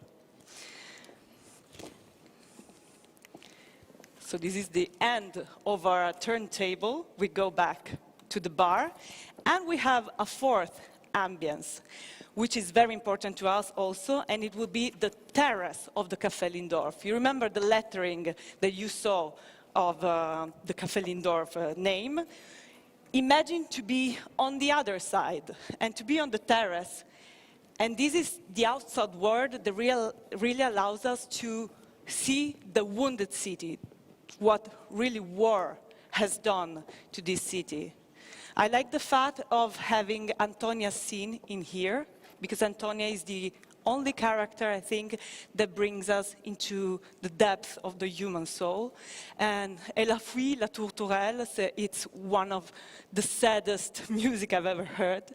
And to have the possibility of letting her sing this and watching us see what happened to this city, really I think it can be something that, just looking at the sketch, tears my heart apart, and I feel it can be very good to use. Yes, and technically this backdrop is printed or painted on a tool, so we could do the Dr. Miracle apparition. Probably it could be interesting to make him appear from a cut in the backdrop, and then go in with transparency and reveal once again the backstage, so we could play with reality and fiction once again. And also this great idea that Eleonora had of having these letterings can allow us to play with the backstage characters and to really use them also as on-stage props, because, for example, DC, which is practicable, will become a piece that we will see on the stage, and look at what can happen. This is our Barcarola scene. So yes, with this sketch, we finished the set presentation. In this way, you had a 360 degrees of how it's scenotechnically working. And I would like to leave the word to Emilia, our costume designer. Hello. Hi. Thank you, Chiara and Eleonora. So the costumes are based on this idea of emphasizing these two words that you have just seen. If on one hand, in the prologue and the epilogue, we have this very gloomy and dark reality where all the customers of the cafe and the people who work there are a dull version of what they once were. On the other hand, from the first act onwards, during the narration time, we will see this undefined, thriving past where there will be this change of colors and everything comes to life with brighter colors and surreal characters populating the cafe. In the prologue and the epilogue, we have in this devastated reality, one of the few moments of lightheartedness is given by the two headliners, which are which are Stella and La Muse.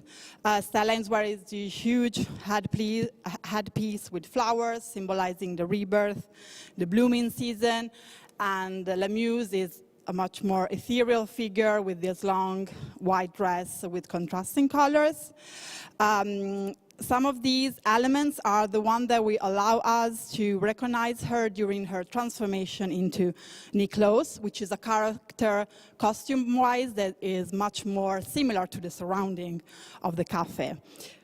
The costumers of the cafe are a simpler, darker version that are coming from this devastating reality. Hoffman costume has been interpreted to be a sort of extension of his mean of expression, which is narration.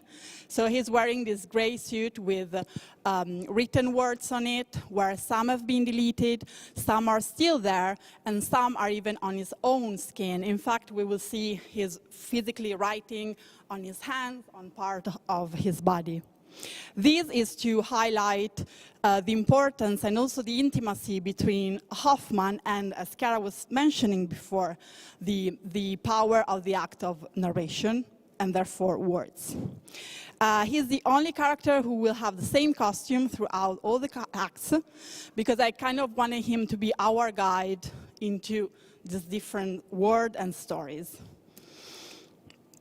Lindorf, the owner of the cafe and also the bad guy, is pictured as a mobster wearing the colors of the cafe with this huge fur collar.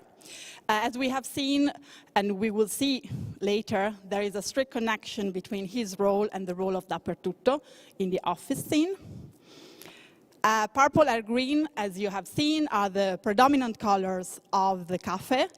And there are also the colors that we will see on Andres, the right-hand man on Lindorf, Luther, the bar manager, and the waiters, who are wearing this dark green leotard with the CL, so the logo of the cafe.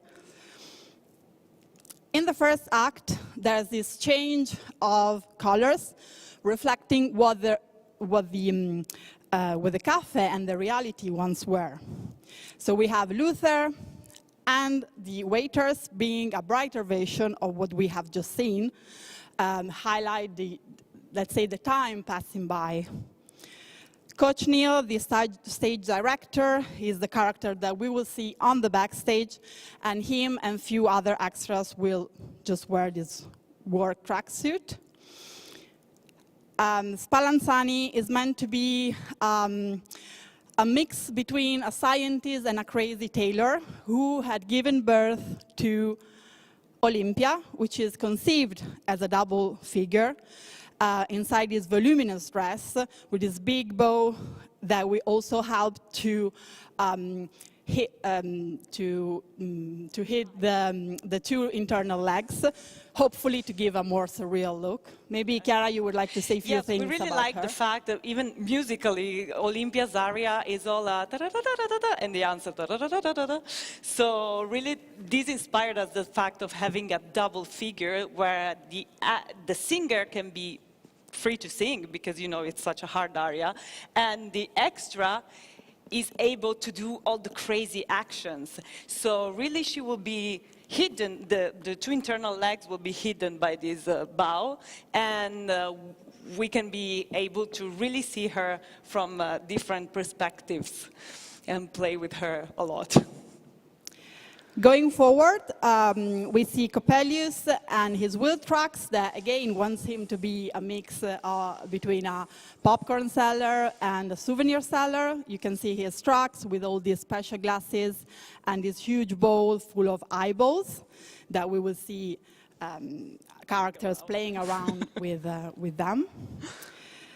Back in the days, the Café Lindorf was attended by all kinds of extravagant characters.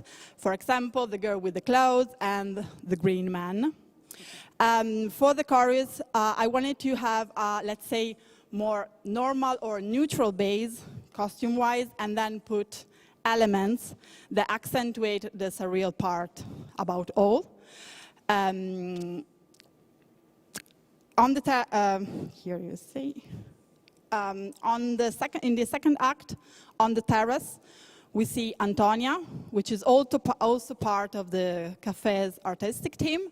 She's a sort of a circus girl, with her dad being a piano tuner and her mom, Lavoie, these reminiscences from the past coming straight out of the piano.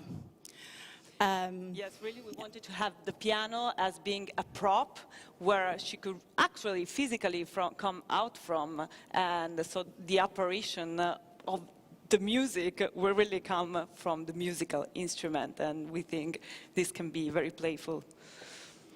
Dr. Miracle is an actual doctor, is a doctor of the theater, and he will come out from the backdrop, as we saw before, with his doctor bag.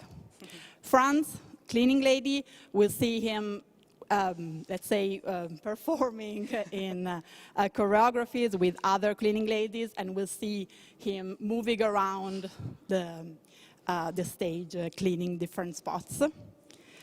The third act is where we see Julieta perform the famous Barcarola with Nicklaus, that for this occasion will become the muse again.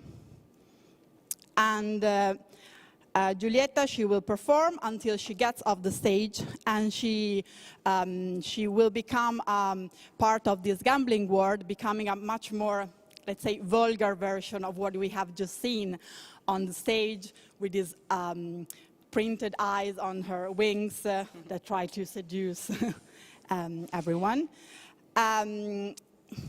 She will be with Schlemil and Pitinacchio, who are both giving us kind of Las Vegas vibes, surrounded by prostitutes, and Dappertutto, which will bring us back towards the reality and towards the epilogue. So now I will pass the word to Chiara so that she can close. Thank you. So we're coming to the end, and what I wanted to stress out here is that thanks to the theater, we have this power of having all kinds of imaginations possible. So really, at the end of the games, we looked at each other and we said, okay, we really paying homage to what theater is, and which is something that we really love to do, and to be able to pay homage to this great opera with. So thank you for listening, and feel free to ask any questions. Achoo!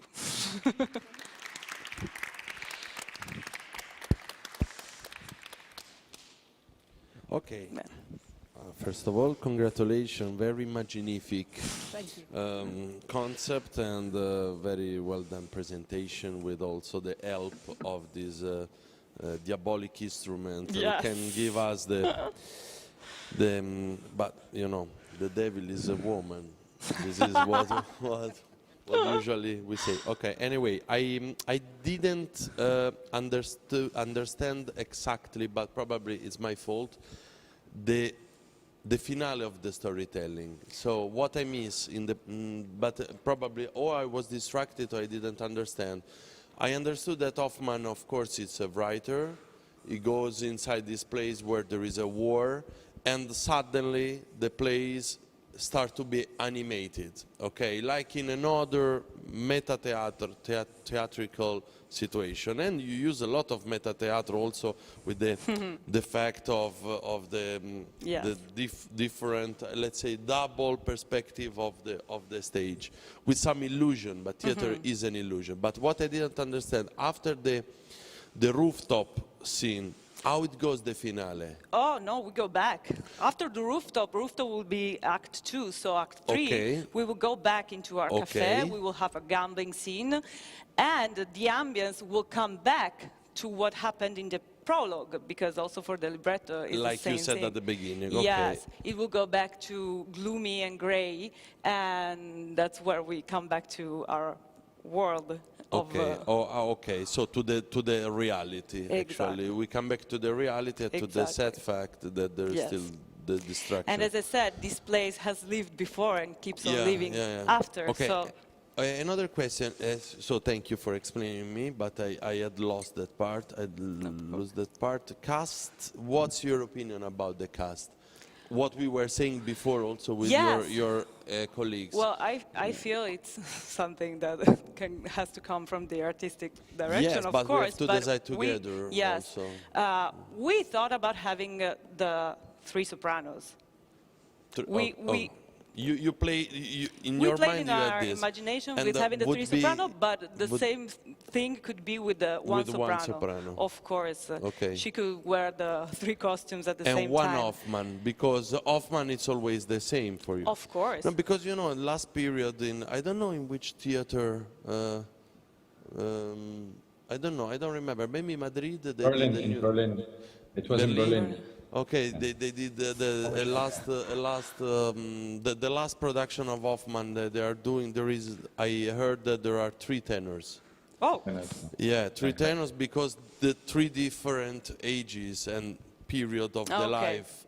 So it's the reason why I was proposing you also this, not proposing, but just challenging you with the idea, because usually Hoffman is one Hoffman and 3 sopranos, or 4, even 4 sopranos, well, and there are some ideas now that are changing. For example, 3 different Hoffman and just 1 soprano, or 4 soprano and 3 Hoffman. I mean, it's absolutely a geometry variable. No? It's a way of dealing with. So for you, it would be not a problem. Of course, he will be the only one who keeps the same costume and the same outfit. He will be the only one who will bring this war atmosphere into the surreal world. We will never see him change. And about Lindorf, maybe we can have a discussion, because we like the fact that it was just one singer. I've seen even production with 3 singers doing Lindorf, Dappertutto, and the other evil characters. We would like the fact of having the same singer or the different singers. Who knows? What could be interesting for us, it's to have an adherence between the role of Dappertutto and the role of Lindorf, I think.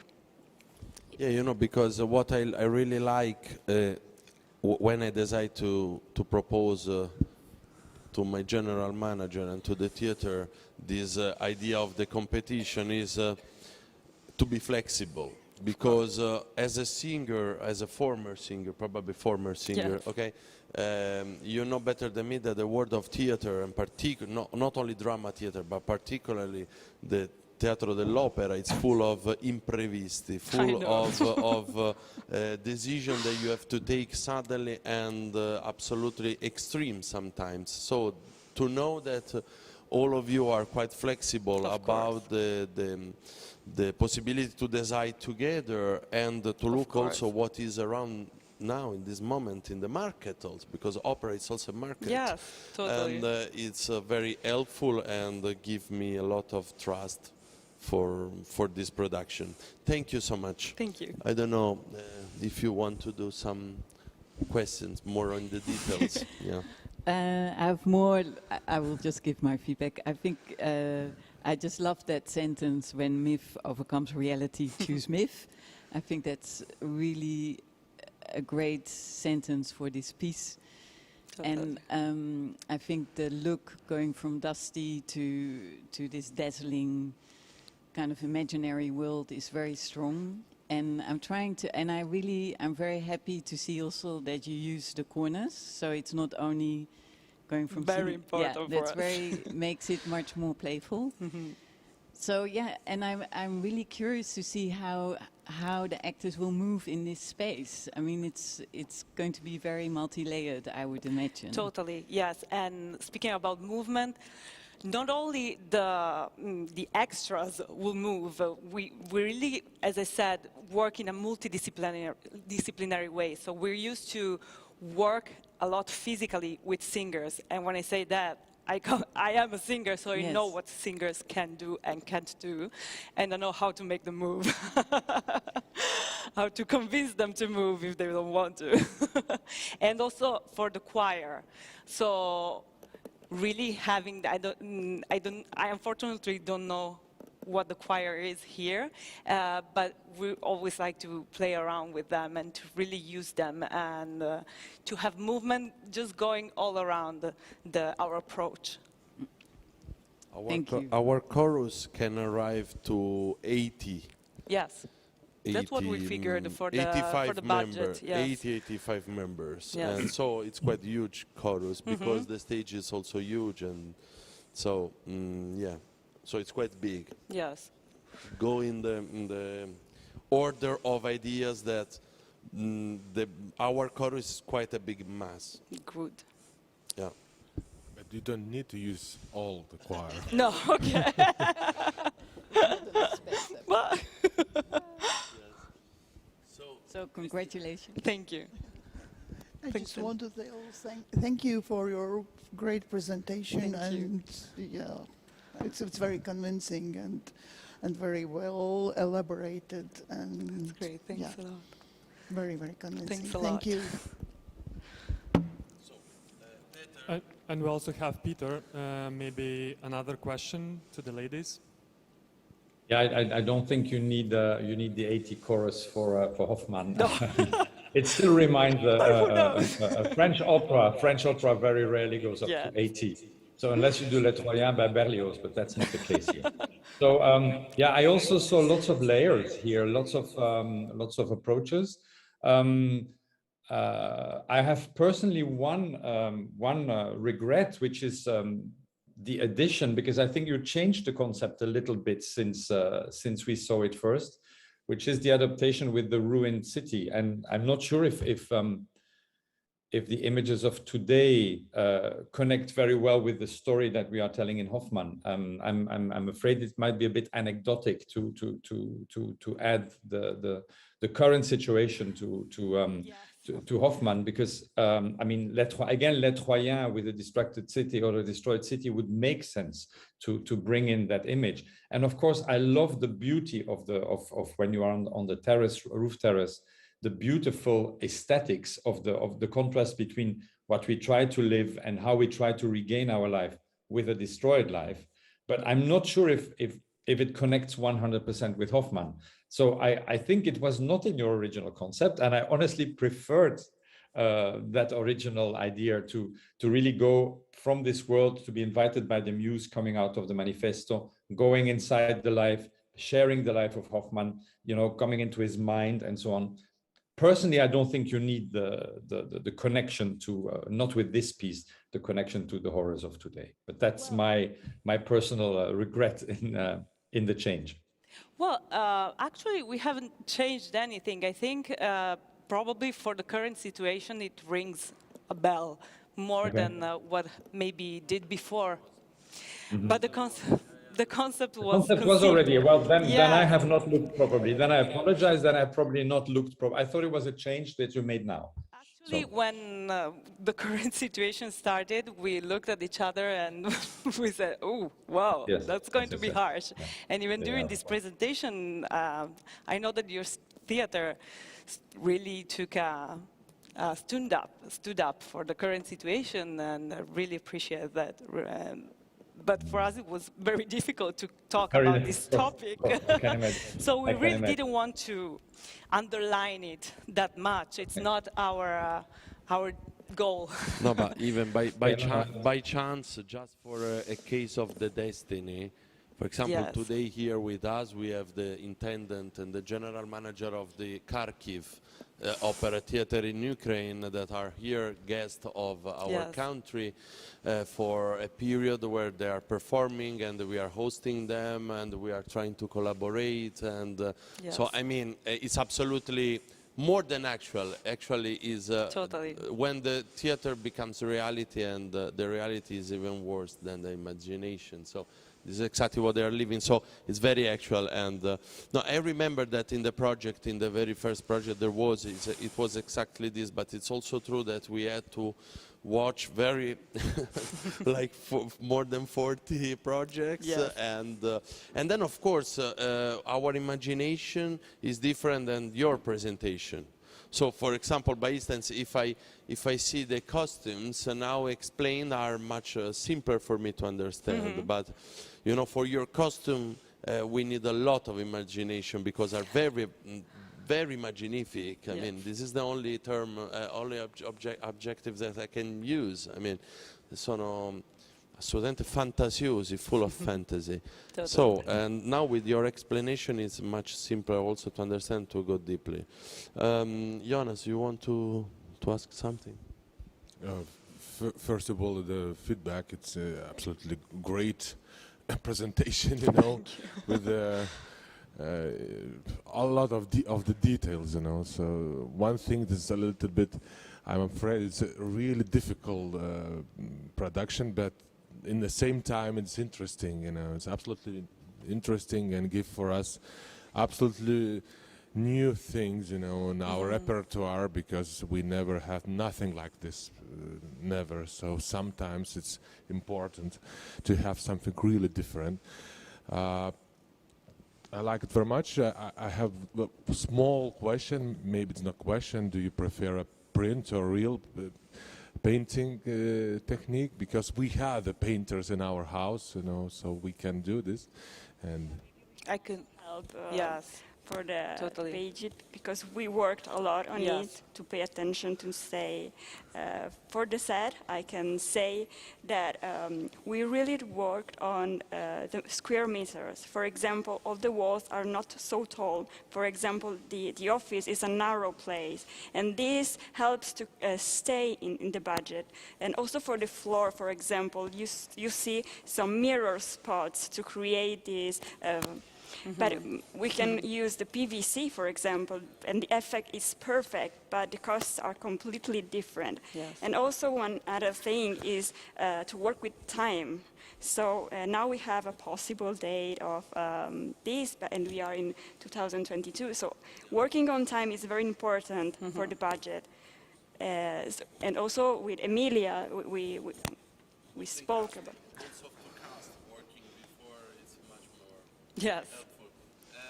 No, but the intendant was asking if you prefer to have the.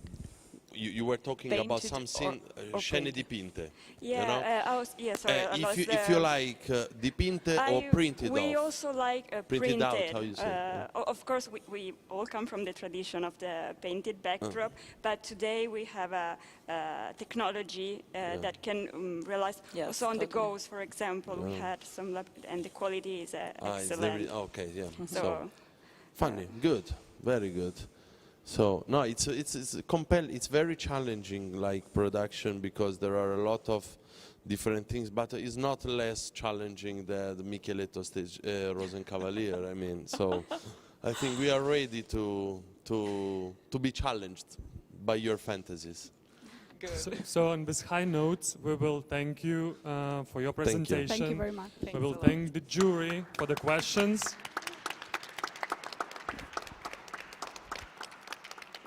Yes, indeed. Very creative, Chiara, Eleonora, and Emilia.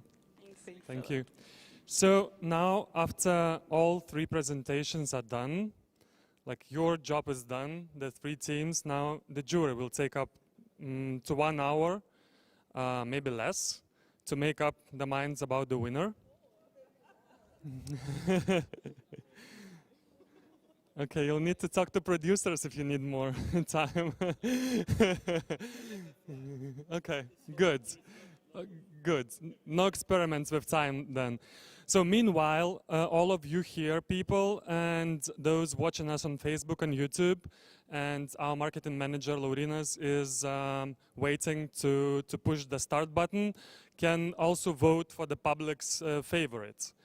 So you can do that on our website, www.opera.lt,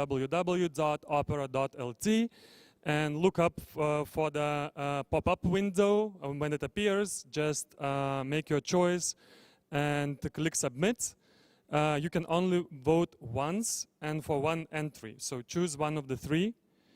And also on YouTube, if you can go and rewind the records. if you've joined us later this morning or if you want to double check some details. So we will see you in the jury in approximately 1 hour. Yes, and Laurinai, we can start the vote now.